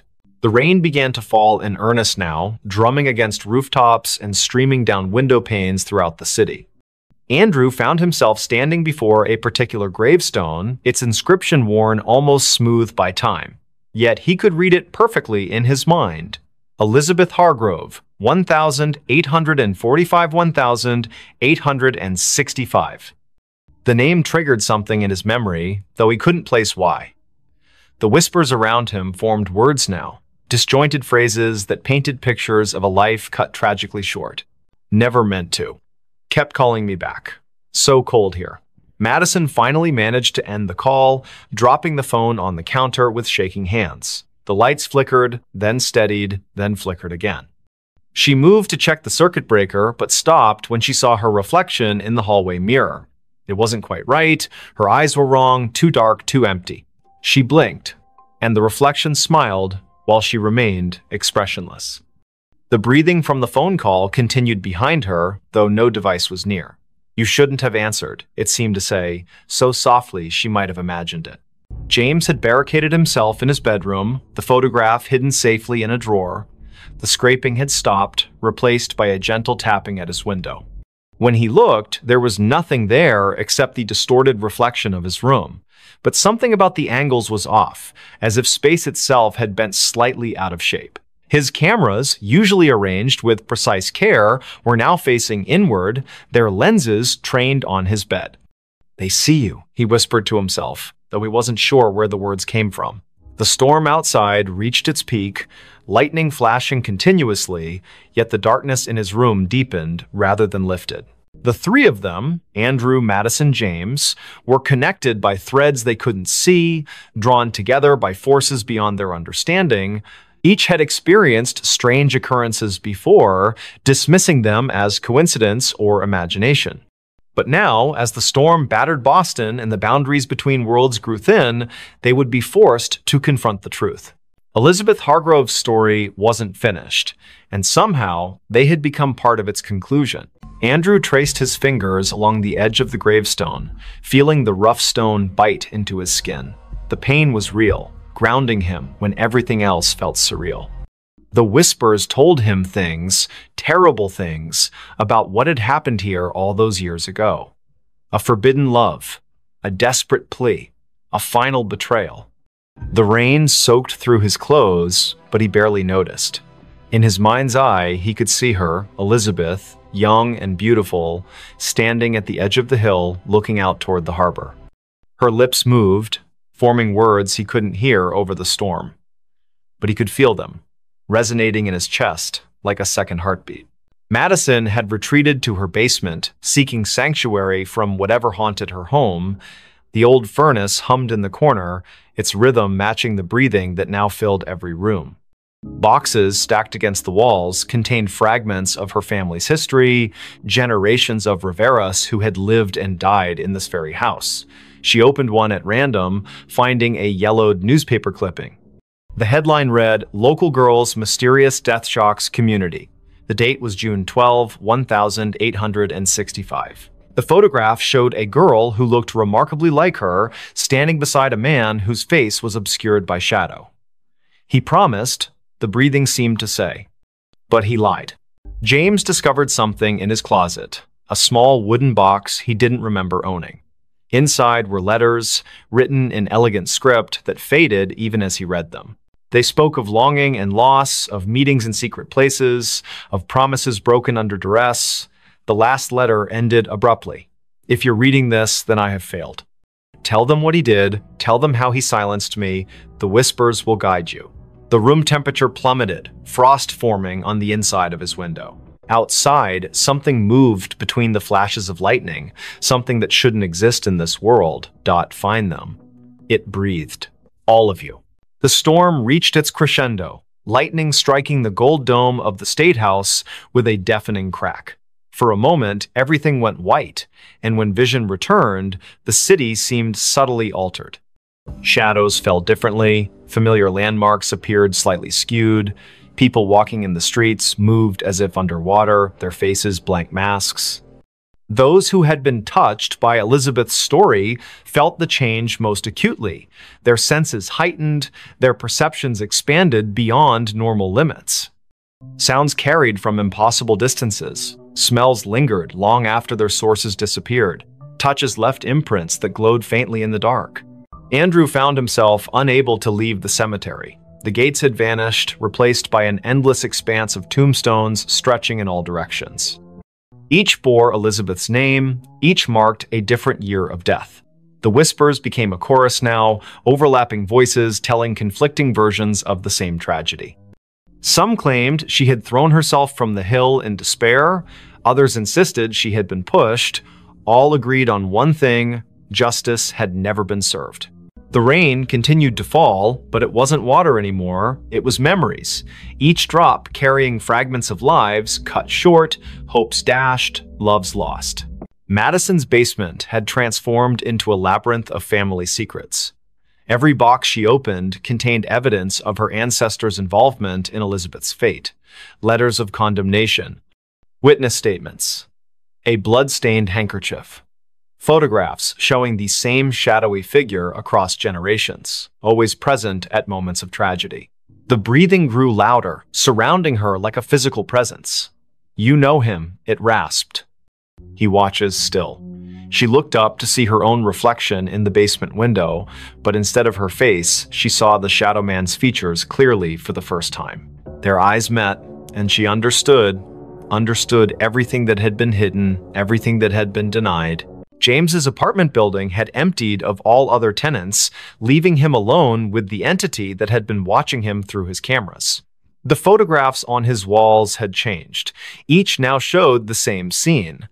Elizabeth standing at the edge of Copp's Hill, reaching out to someone just out of frame. The seventh figure in his broken photograph had clarified, revealing features that matched the Shadow Man from Madison's past.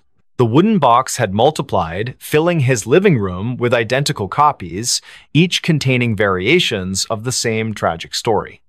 "We are witnesses," the voice whispered directly into his mind, "and we are judged." As the supernatural storm raged, drawing energy from centuries of buried guilt and unresolved grief, the three found themselves converging at number 17 Pinckney Street. The house that had seemed merely old and empty now pulsed with malevolent life. Its windows reflected scenes from the past. Elizabeth's final moments played out endlessly, each iteration slightly different, each ending the same. The front door stood open, inviting them inside to witness the truth. The interior defied physics. Rooms stretched impossibly far, staircases led to nowhere, doors opened onto other dimensions. In the center of it all stood the Shadow Man, finally revealed in full. His face was a composite of every person who had ever turned a blind eye to injustice, every authority figure who had dismissed Elizabeth's pleas for help. "It's time," he said, his voice a chorus of thousands. Time to break the cycle. The house shook violently as reality struggled to contain the weight of so many unresolved wrongs. Andrew, Madison, and James realized simultaneously that they had been chosen not as victims, but as instruments of resolution. Each carried a piece of Elizabeth's story within them. Andrew through his ancestral connection to the hill, Madison through her family's complicity in the cover-up, James through his ability to capture truth in images. Together, they formed a conduit through which Elizabeth's voice could finally be heard, her story told in full, her justice served. The Shadow Man began to dissolve, his form unraveling like smoke caught in a strong wind. "Too late," he whispered, fragments of his essence dispersing into the ether. The truth cannot be contained. The house around them started to collapse, folding in on itself as centuries of lies unraveled. Through the destruction, Elizabeth emerged, not as a ghost, but as a manifestation of collective memory given form. Her eyes held all the sorrow of her age, yet also a spark of hope newly kindled. The storm broke as suddenly as it had begun, leaving behind an eerie calm. Number 17 Pinckney Street stood intact once more, its windows dark, and its for sale sign swaying gently in the evening breeze. Andrew, Madison, and James found themselves standing on the sidewalk, drenched and disoriented but whole. The whispers had ceased, replaced by the natural sounds of a city recovering from a summer storm. Lightning flashed one last time, illuminating the hilltop where Elizabeth had stood so long ago. For a brief moment, they thought they saw her silhouette against the darkening sky, her hand raised in farewell. Life in Boston returned to normal, though those who had been touched by the supernatural events carried their experiences like scars, invisible to others, but ever present in their minds. Andrew devoted himself to preserving local history, ensuring that stories like Elizabeth's would never be forgotten again. Madison worked to uncover other buried truths in her family's past, determined to break cycles of silence and denial. James continued taking photographs, but now his lens sought to capture not just images, but essences, the intangible elements that made people who they were. On quiet summer evenings, when storms gathered over the city and the wind whispered through the ancient trees, some claimed they could still hear Elizabeth's voice. Not demanding vengeance, not seeking pity, simply reminding those who would listen that truth has a way of emerging, no matter how deeply it is buried. And sometimes, when passing number 17 Pinckney Street, particularly sensitive souls might catch a glimpse of movement in an upper window or feel a gentle touch on their shoulder, accompanied by the softest of whispers, "Thank you." The story of Elizabeth Hargrove became legend in certain circles, a cautionary tale about the dangers of ignoring injustice and the power of collective memory. Her name appeared in historical records, her story told in museums and walking tours.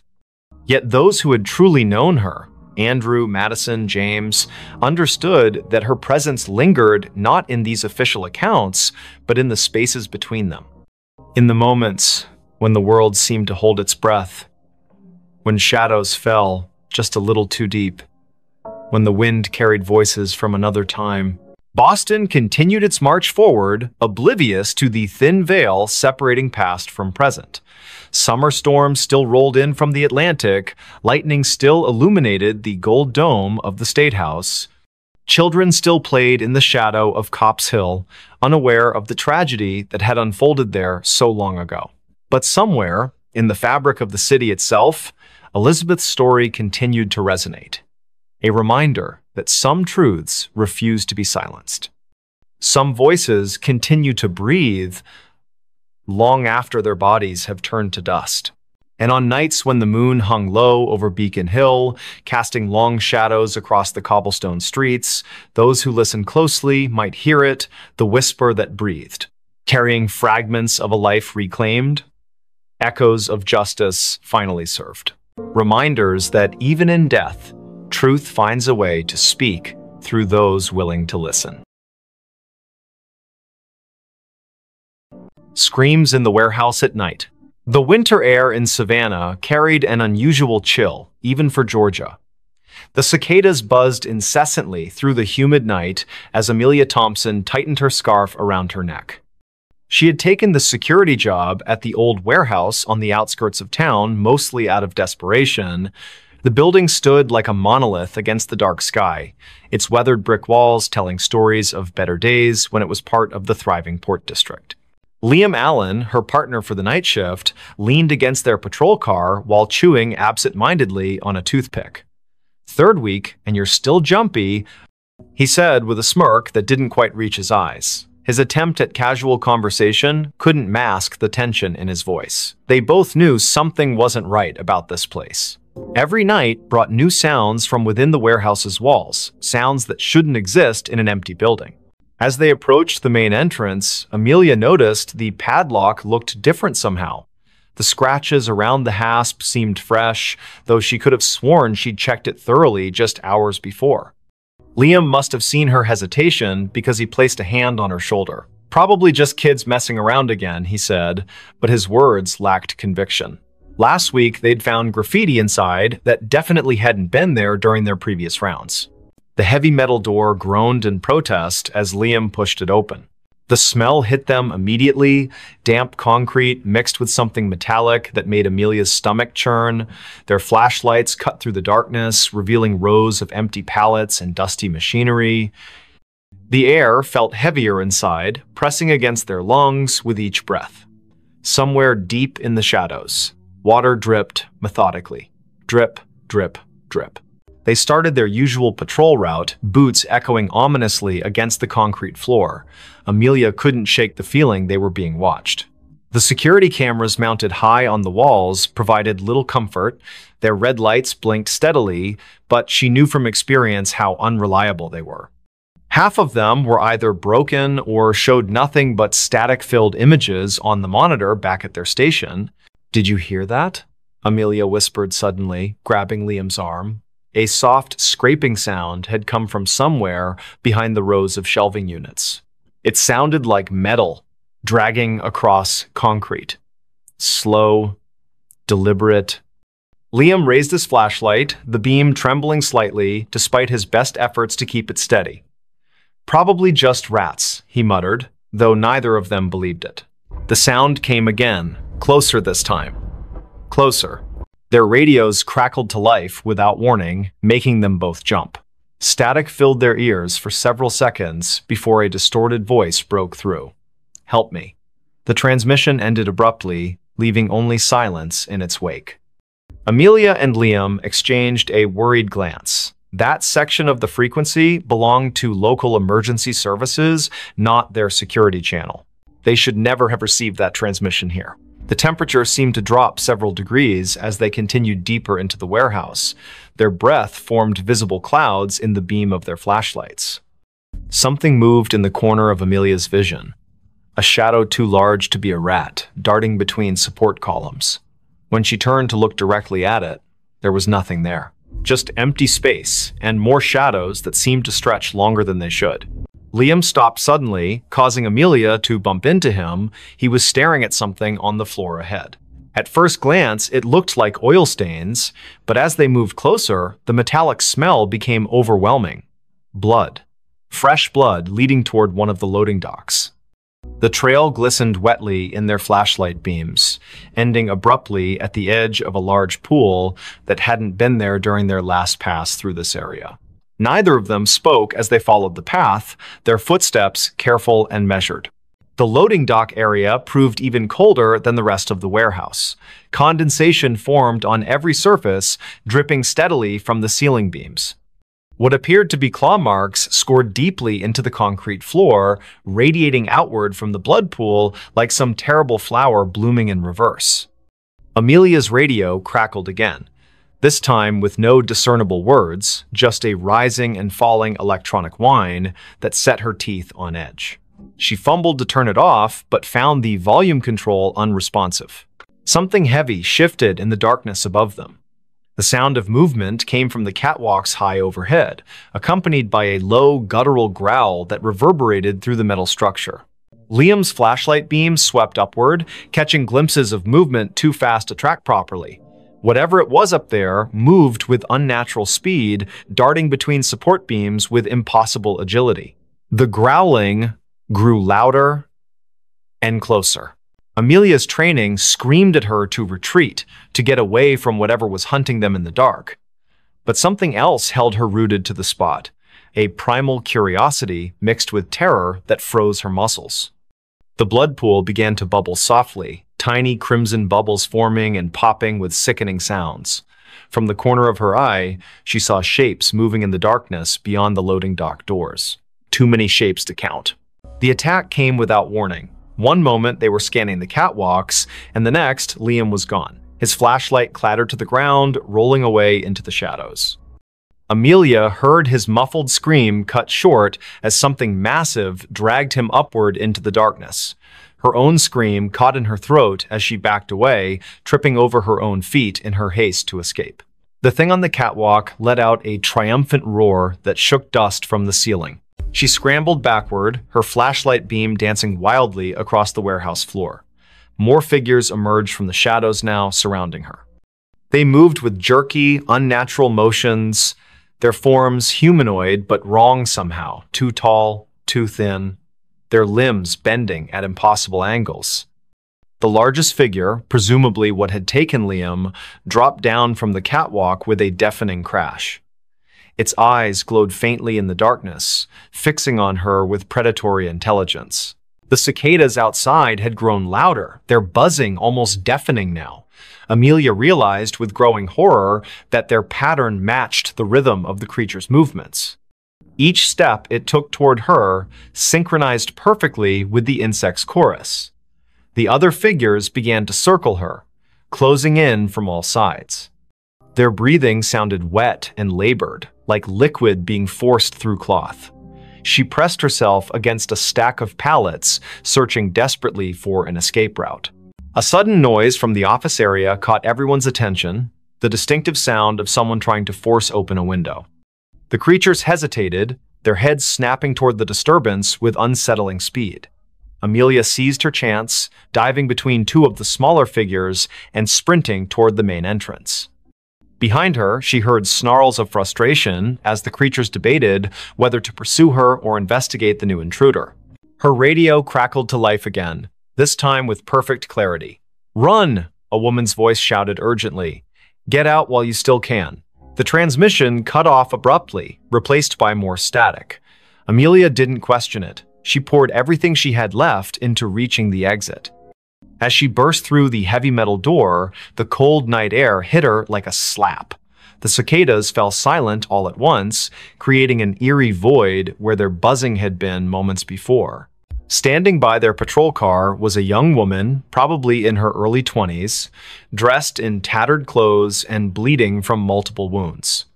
Her eyes widened when she saw Amelia emerge from the warehouse. "You shouldn't be here," she whispered hoarsely. None of us should be here. Before Amelia could respond, the girl collapsed to her knees, pointing weakly back toward the building. They're coming. True to her warning, the warehouse doors slammed shut with enough force to rattle the entire structure. The windows on the upper floors began to glow with an unnatural light, pulsing in time with the now returning cicada chorus. Shadows moved behind the glass in ways that defied physics, stretching and contorting until they seemed to press against the very fabric of reality. Amelia helped the mysterious girl to her feet, noticing for the first time these strange symbols carved into her arms. "We need to move," the girl insisted, pulling Amelia toward the car. "They'll be spreading soon. They always do after a feeding." Her words sent chills down Amelia's spine, not least because she realized dawn was still hours away. The temperature continued to drop, frost forming on nearby surfaces despite the humid air.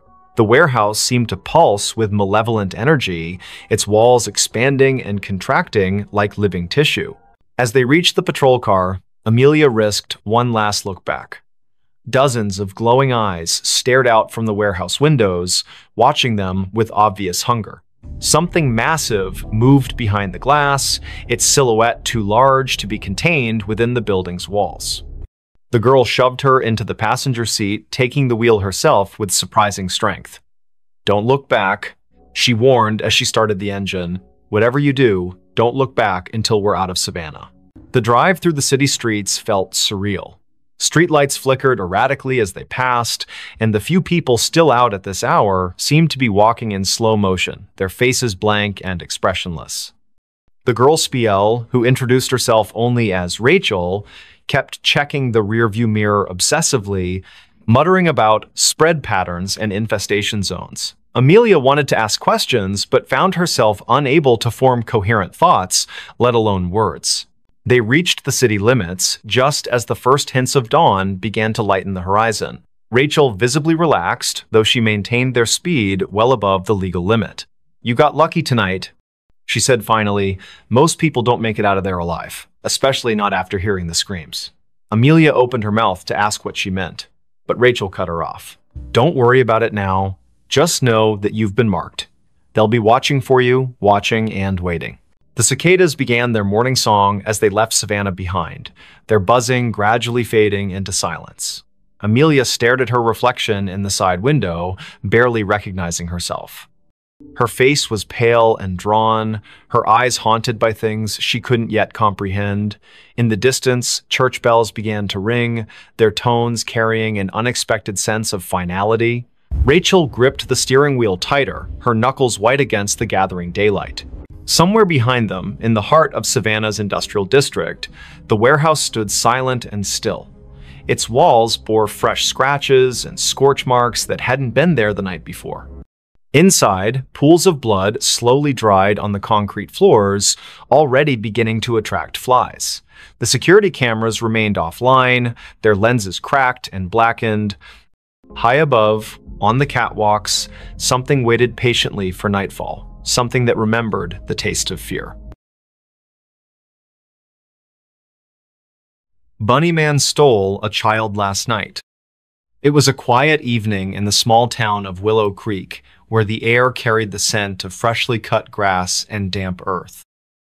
The clock struck 9:15 p.m. as Emily Carter sat nervously on her porch, fanning herself against the sticky warmth that refused to dissipate even after sunset.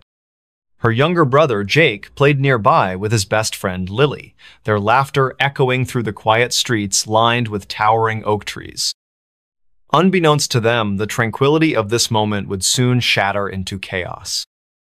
The Carters lived in a modest house near the edge of a dense forest, a place known locally as Bunny Man Woods. Tales of the Bunny Man, a mysterious figure said to haunt these woods, were whispered among locals, though most dismissed them as mere folklore. Emily, however, had always felt an inexplicable unease whenever she heard those stories. That night, her instincts screamed louder than ever before. As the sun dipped below the horizon, casting long shadows across the yard, Emily noticed something odd about the forest. Its usually calm surface rippled unnaturally, as if stirred by an invisible hand. A faint mist began to rise, curling lazily toward the shore like tendrils of smoke. She dismissed it at first, chalking it up to the humidity, but then came the sound, a low, guttural growl carried on the breeze, haunting and otherworldly. It sent shivers down her spine, and she instinctively called out to Jake, urging him to come inside. "Jake, time to head home," Emily shouted, her voice cutting through the twilight. The children paused their game momentarily, glancing toward the house. But instead of obeying, Jake hesitated, drawn to the edge of the forest by some unseen force. "Just one more minute," he pleaded, his eyes wide with curiosity. Emily frowned, sensing the growing tension in the air, but reluctantly agreed, promising to keep a close eye on him. Minutes later, the atmosphere shifted dramatically. The sky darkened prematurely, clouds rolling in with unnatural speed, blotting out the stars and moon. A cold wind swept through the area, carrying with it the scent of salt and decay, unlike anything Emily had ever smelled before. The laughter of the children faded into silence, replaced by an oppressive stillness that pressed down on everything around them. And then, from somewhere beyond the tree line, came the sound again, this time clearer, closer, and unmistakably human. "Help me," cried a voice, high-pitched and filled with anguish, reverberating through the night. The words echoed in English, translating to "help me." Each syllable dripped with sorrow, yet beneath it lay a menace that made Emily's blood run cold. She turned sharply toward the forest, her heart pounding wildly in her chest. There, standing knee-deep in the shadows, was a figure cloaked in white, a man with long ears resembling those of a rabbit, his arms outstretched as if beckoning someone forward. "Jake!" Emily screamed, lunging toward her brother just as the child took another step closer to the edge. But it was too late. Before anyone could react, Jake slipped into the murky depths of the forest, vanishing beneath the thick canopy without so much as a splash. Panic surged through Emily as she dove in after him, fighting against the underbrush that seemed stronger than any natural force. Beneath the leaves, she saw shapes, moving sinister figures with hollow eyes and skeletal hands reaching out to drag her deeper. Somehow, Emily managed to claw her way back to the edge of the forest, gasping for air as tears streamed down her face. She searched frantically for any sign of Jake, calling his name over and over until her voice cracked from exhaustion. But there was nothing, no movement, no response, only the eerie silence broken occasionally by the distant echo of the bunny man's cries. Hours passed as searchlights scanned the forest edges and volunteers combed the woods, hoping against hope to find Jake alive. Days turned into weeks, and still no trace of the little boy emerged. The community mourned alongside the Carter family, offering condolences and sharing their own tales of encounters with the bunny man. Some claimed to have seen him wandering the forest edges at night, his ghostly form illuminated by the pale light of the moon. Others spoke of hearing his cries during storms, warning people to stay away from the woods. For Emily, the guilt became unbearable.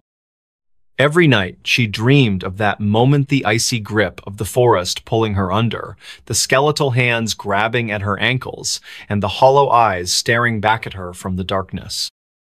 She began hearing things, too soft whispers in the dead of night, footsteps outside her bedroom window, and sometimes faint giggles coming from the direction of the forest.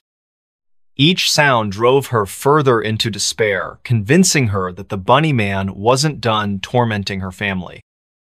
Months later, when winter settled over Willow Creek, bringing with it biting winds and frost-covered branches, Emily decided she couldn't live with the uncertainty anymore.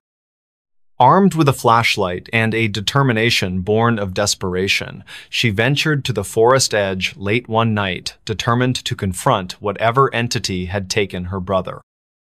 As she stood there, trembling in the cold, she finally saw him clearly, the man with rabbit ears, his face twisted into a grotesque mask of grief and rage.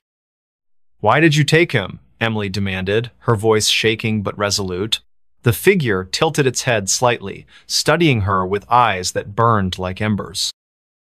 Then, without warning, it lunged forward, its translucent fingers brushing against Emily's cheek before retreating into the mist.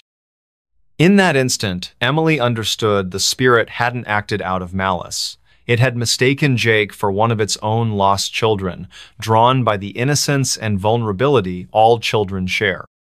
Though the revelation brought some measure of closure, it did little to ease the pain of losing her brother. Emily continued to visit the forest edge, leaving offerings of flowers and candles in hopes of appeasing the restless soul that haunted its woods.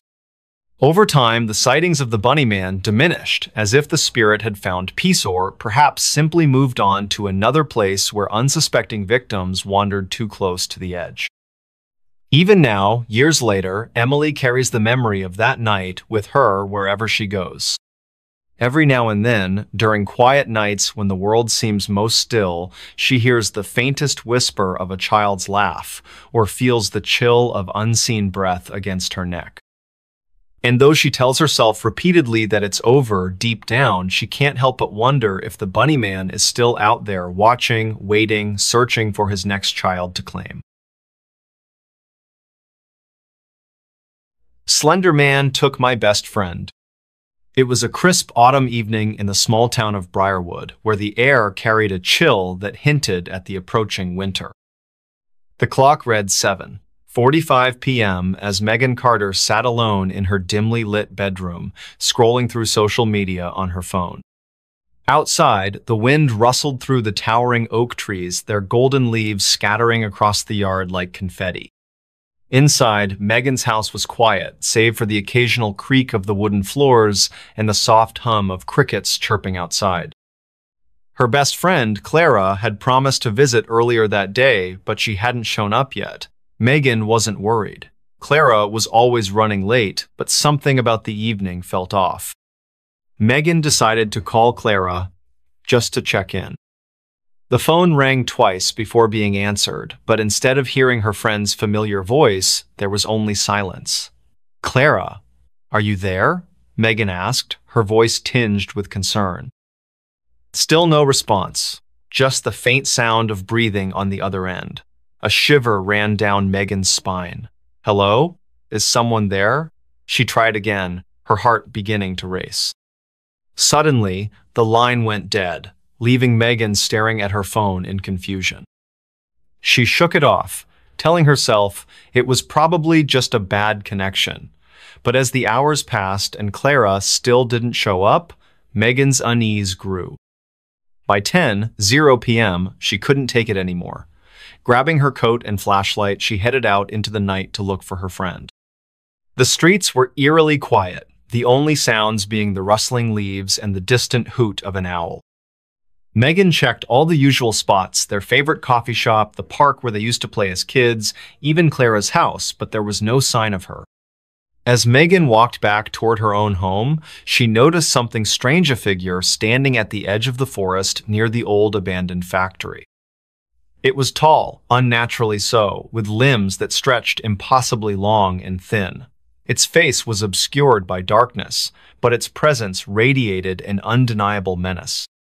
Megan froze, her breath catching in her throat. She wanted to run, but her legs felt rooted to the spot. For what felt like an eternity, the figure simply stood there, watching her with glowing red eyes that burned like embers in the night. Finally, Megan forced herself to move. She turned and sprinted back to her house, slamming the door shut behind her and locking it tightly. Her hands trembled as she dialed Clara's number again, hoping against hope that this time she would answer. But the call went straight to voicemail. Panicked, Megan called Clara's parents next. They sounded just as confused and worried when she told them about the missed meeting and the mysterious figure in the woods. The next morning, Megan and Clara's parents reported her disappearance to the police. Officers arrived at the scene, searching the area thoroughly but finding nothing unusual. No footprints, no signs of struggle, nothing to indicate anyone had been there recently. As the days turned into weeks, the investigation yielded no results. Clara was gone. vanished without a trace, leaving behind only unanswered questions and lingering fears. Megan struggled to cope with the loss of her best friend. Every night she dreamed of the figure in the woods, its glowing red eyes staring into hers as if trying to communicate something important. Sometimes, in those dreams, she saw Clara too standing beside the figure, her face pale and hollow, her eyes devoid of life. When Megan woke up, drenched in sweat and gasping for air, she couldn't shake the feeling that whatever had taken Clara was still out there, watching and waiting. Desperate for answers, Megan began researching online, digging deeper into local legends and urban myths. That's how she first learned about the Slender Man, a mysterious entity said to haunt forests and deserted areas, preying on unsuspecting victims. Some claimed he acted out of malice, while others believed he was a guardian of sorts, protecting the woods from intruders. Regardless of his motives, the stories shared one common thread: those who encountered him rarely returned. Megan became obsessed with uncovering the truth. She visited libraries, spoke with locals who had heard similar tales, and even ventured back into the forest where she had seen the figure that night. Each trip left her more convinced that the Slender Man was real and that he had taken Clara. Strange things began happening around her house, shadows moving unnaturally in the corners of her vision, whispers echoing through the halls late at night, and occasionally, faint giggles that sounded both childlike and menacing at the same time. One evening, as twilight painted the sky in hues of orange and purple, Megan decided to try one last thing: a seance. Gathering candles, a Ouija board, and every protective charm she could find, she set up in her basement, hoping to make contact with Clara or whoever else might be listening. At first, nothing happened. The room remained silent, the only sounds being the flickering flames and Megan's rapid breathing.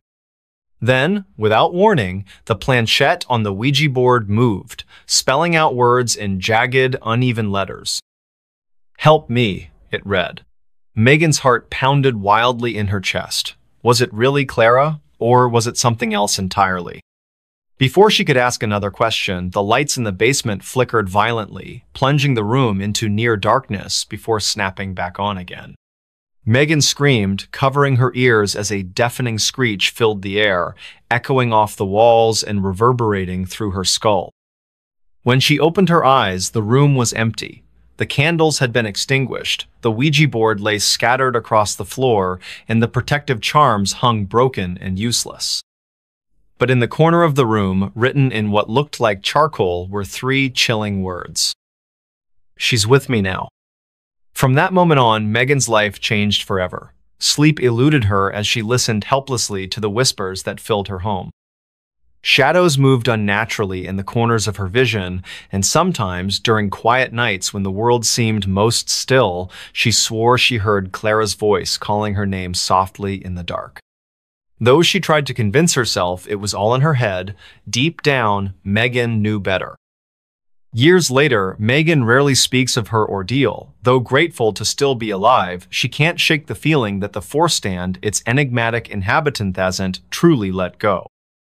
Somewhere, deep within the woods surrounding Briarwood, the Slender Man still waits, watching, listening, ready to claim his next victim.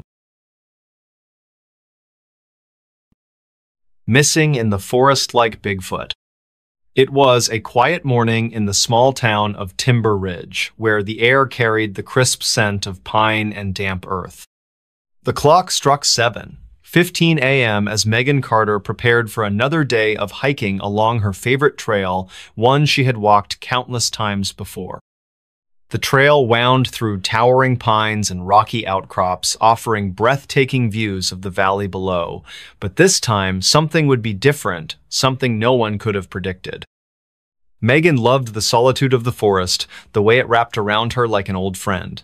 She carried only the essential water bottle, some snacks, and her phone tucked safely into her pocket. As she set off down the trail, boots crunching against the frost-covered leaves, she felt invigorated by the fresh air and the promise of adventure ahead. Yet, as the hours passed and the path grew increasingly isolated, a strange unease began to settle over her. By mid-morning, Megan reached a clearing she knew well, a wide expanse of grass surrounded by ancient trees whose branches stretched skyward like skeletal fingers. It was here that she paused to take in the scenery, snapping a few photos with her phone. That's when she noticed a faint humming sound, barely audible over the rustling leaves and chirping birds. Curious, she turned in a slow circle, trying to pinpoint its source. The hum grew louder, more insistent, until it filled her ears completely, drowning out all other sounds. Suddenly, the world around her seemed to shift. The once familiar landscape blurred at the edges, colors fading into shades of gray, as if viewed through frosted glass. Megan stumbled backward, disoriented, her heart pounding wildly in her chest. "What's happening?" she whispered, clutching her phone tightly, as if it might anchor her to reality. But then, without warning, the device slipped from her grasp, clattering onto the ground and shattering on impact. Panic surged through her as she realized she was completely cut off from help. The clearing now appeared eerily still, the previously lively atmosphere replaced by an oppressive silence that pressed against her eardrums. Shadows moved unnaturally in the corners of her vision, darting between trees and vanishing just as quickly. Megan called out, her voice trembling slightly, but there was no response, only the unsettling sensation of being watched. She tried to retrace her steps, retracing the path she had taken earlier, but each turn led her deeper into unfamiliar territory.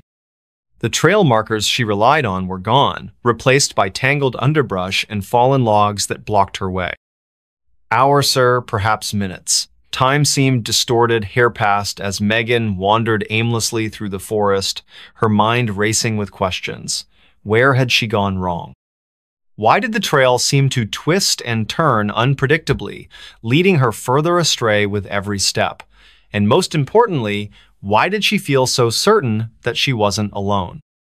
As daylight began to fade, casting long shadows across the ground, Megan spotted something unusual in the distance, a cluster of strange symbols etched into the bark of a nearby tree. They looked almost deliberate, as though carved by human hands, yet their meaning eluded her. Beneath them lay scattered remnants of what appeared to be clothing, a torn piece of fabric, a frayed shoelace, and a single photograph half buried in the dirt. Picking it up carefully, Megan examined the image closely. It depicted a group of people standing together, smiling happily, though none of their faces were familiar to her. What struck her most, however, was the date scrawled on the back years prior to her visit. A cold dread settled in her stomach as realization dawned upon her. These weren't ordinary artifacts, they belonged to others who had vanished without explanation, part of the mysterious phenomenon known locally as missing in the forest. Stories abounded of hikers disappearing under similar circumstances, lured deep into the woods by unexplained forces or simply vanishing into thin air. Some theorized alien abduction, while others pointed to supernatural entities guarding the forest jealously against intruders. Whatever the truth, Megan knew she was caught in the same snare. Night fell swiftly, plunging the forest into darkness, save for the faint glow of moonlight filtering through the trees. Megan huddled beneath a makeshift shelter of branches and leaves, her body shaking uncontrollably from fear and exhaustion. Around her, strange noises echoed through the night, low growls, haunting whispers, and occasional bursts of laughter that sounded both childlike and menacing at the same time. Sleep proved impossible, her mind replaying every detail of the day's events in endless loops. Days, perhaps weeks, time remained elusive, hair blurred together as Megan continued her desperate search for escape. Food and water ran low, forcing her to rely on whatever sustenance the forest provided. Her clothes grew tattered, her skin scratched and bruised from navigating treacherous terrain. Yet, despite her deteriorating condition, a part of her remained oddly calm, as if accepting her fate willingly. Was this how others had felt before disappearing forever? Trapped in an endless loop, unable to break free from the forest's grip? One evening, as twilight painted the sky in hues of orange and purple, Megan stumbled upon a peculiar Sita cabin hidden deep within the woods, its windows dark but its door slightly ajar. Hope surged within her as she approached cautiously, calling out in case anyone might be inside. When no answer came, she pushed the door open gently, stepping inside to find the interior eerily intact. Furniture stood arranged neatly, books rested on shelves, and personal belongings littered surfaces as if their owners had left suddenly and never returned. On the wall hung a calendar, its pages flipped to a date far in the past, marking the disappearance of someone else who had ventured too far. Among the items scattered about, Megan discovered journals belonging to previous occupants, detailing their experiences in the forest. Each entry spoke of growing confusion, disorientation, and paranoia, culminating in final messages written in frantic handwriting before going silent altogether. Reading these accounts, Megan understood fully the gravity of her situation. She was not merely lost, she was trapped in a realm beyond normal understanding, a place where logic failed and mysteries thrived. Determined to uncover answers, Megan explored the cabin thoroughly, eventually finding a hidden compartment beneath the floorboards. Inside rested an old map marked with cryptic symbols and annotations referencing locations throughout the forest. Following its directions, she ventured further than ever before, encountering sights both beautiful and terrifying: waterfalls cascading endlessly upward, meadows bathed in perpetual twilight, and creatures unlike anything she had ever seen before. Along the way, she documented everything, leaving notes and markings for those who might come after her. But with each discovery came new dangers. Shadows followed her movements, whispering promises of release if she surrendered entirely. Visions plagued her dreams, showing glimpses of others who had vanished before her faces, pale and hollow, eyes devoid of life. Still, Megan pressed on, driven by a stubborn refusal to give in to despair.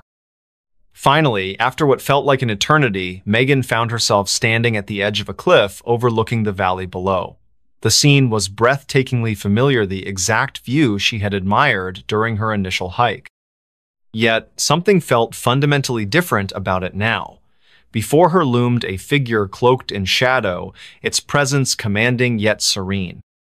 Without speaking a word, it extended a hand toward her, inviting her to join it. For a moment, Megan hesitated, torn between fear and curiosity.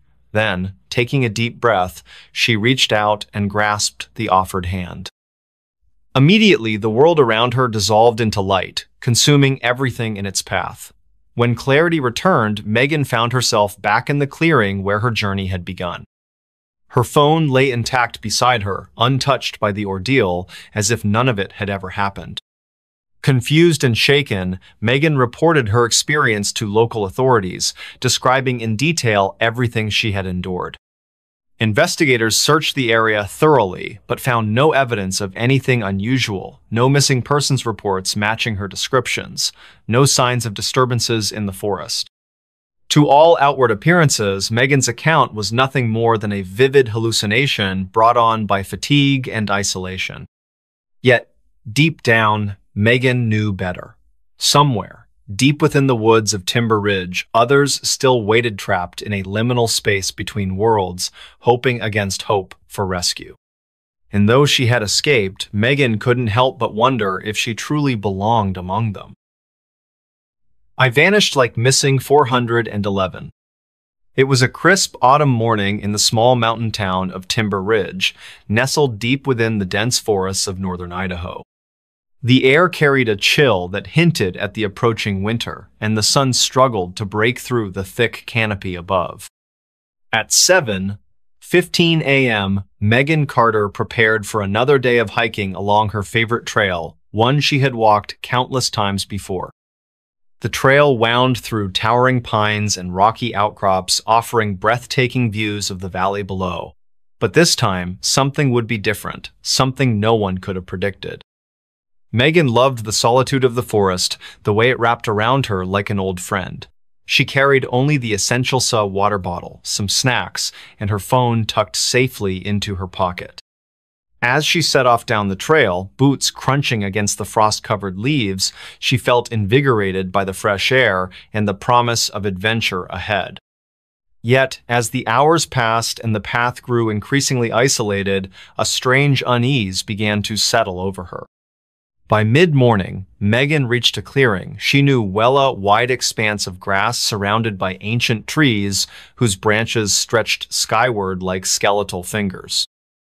It was here that she paused to take in the scenery, snapping a few photos with her phone. That's when she noticed a faint humming sound, barely audible over the rustling leaves and chirping birds. Curious, she turned in a slow circle, trying to pinpoint its source. The hum grew louder, more insistent, until it filled her ears completely, drowning out all other sounds. Suddenly, the world around her seemed to shift. The once familiar landscape blurred at the edges, colors fading into shades of gray as if viewed through frosted glass. Megan stumbled backward, disoriented, her heart pounding wildly in her chest. "What's happening?" she whispered, clutching her phone tightly as if it might anchor her to reality.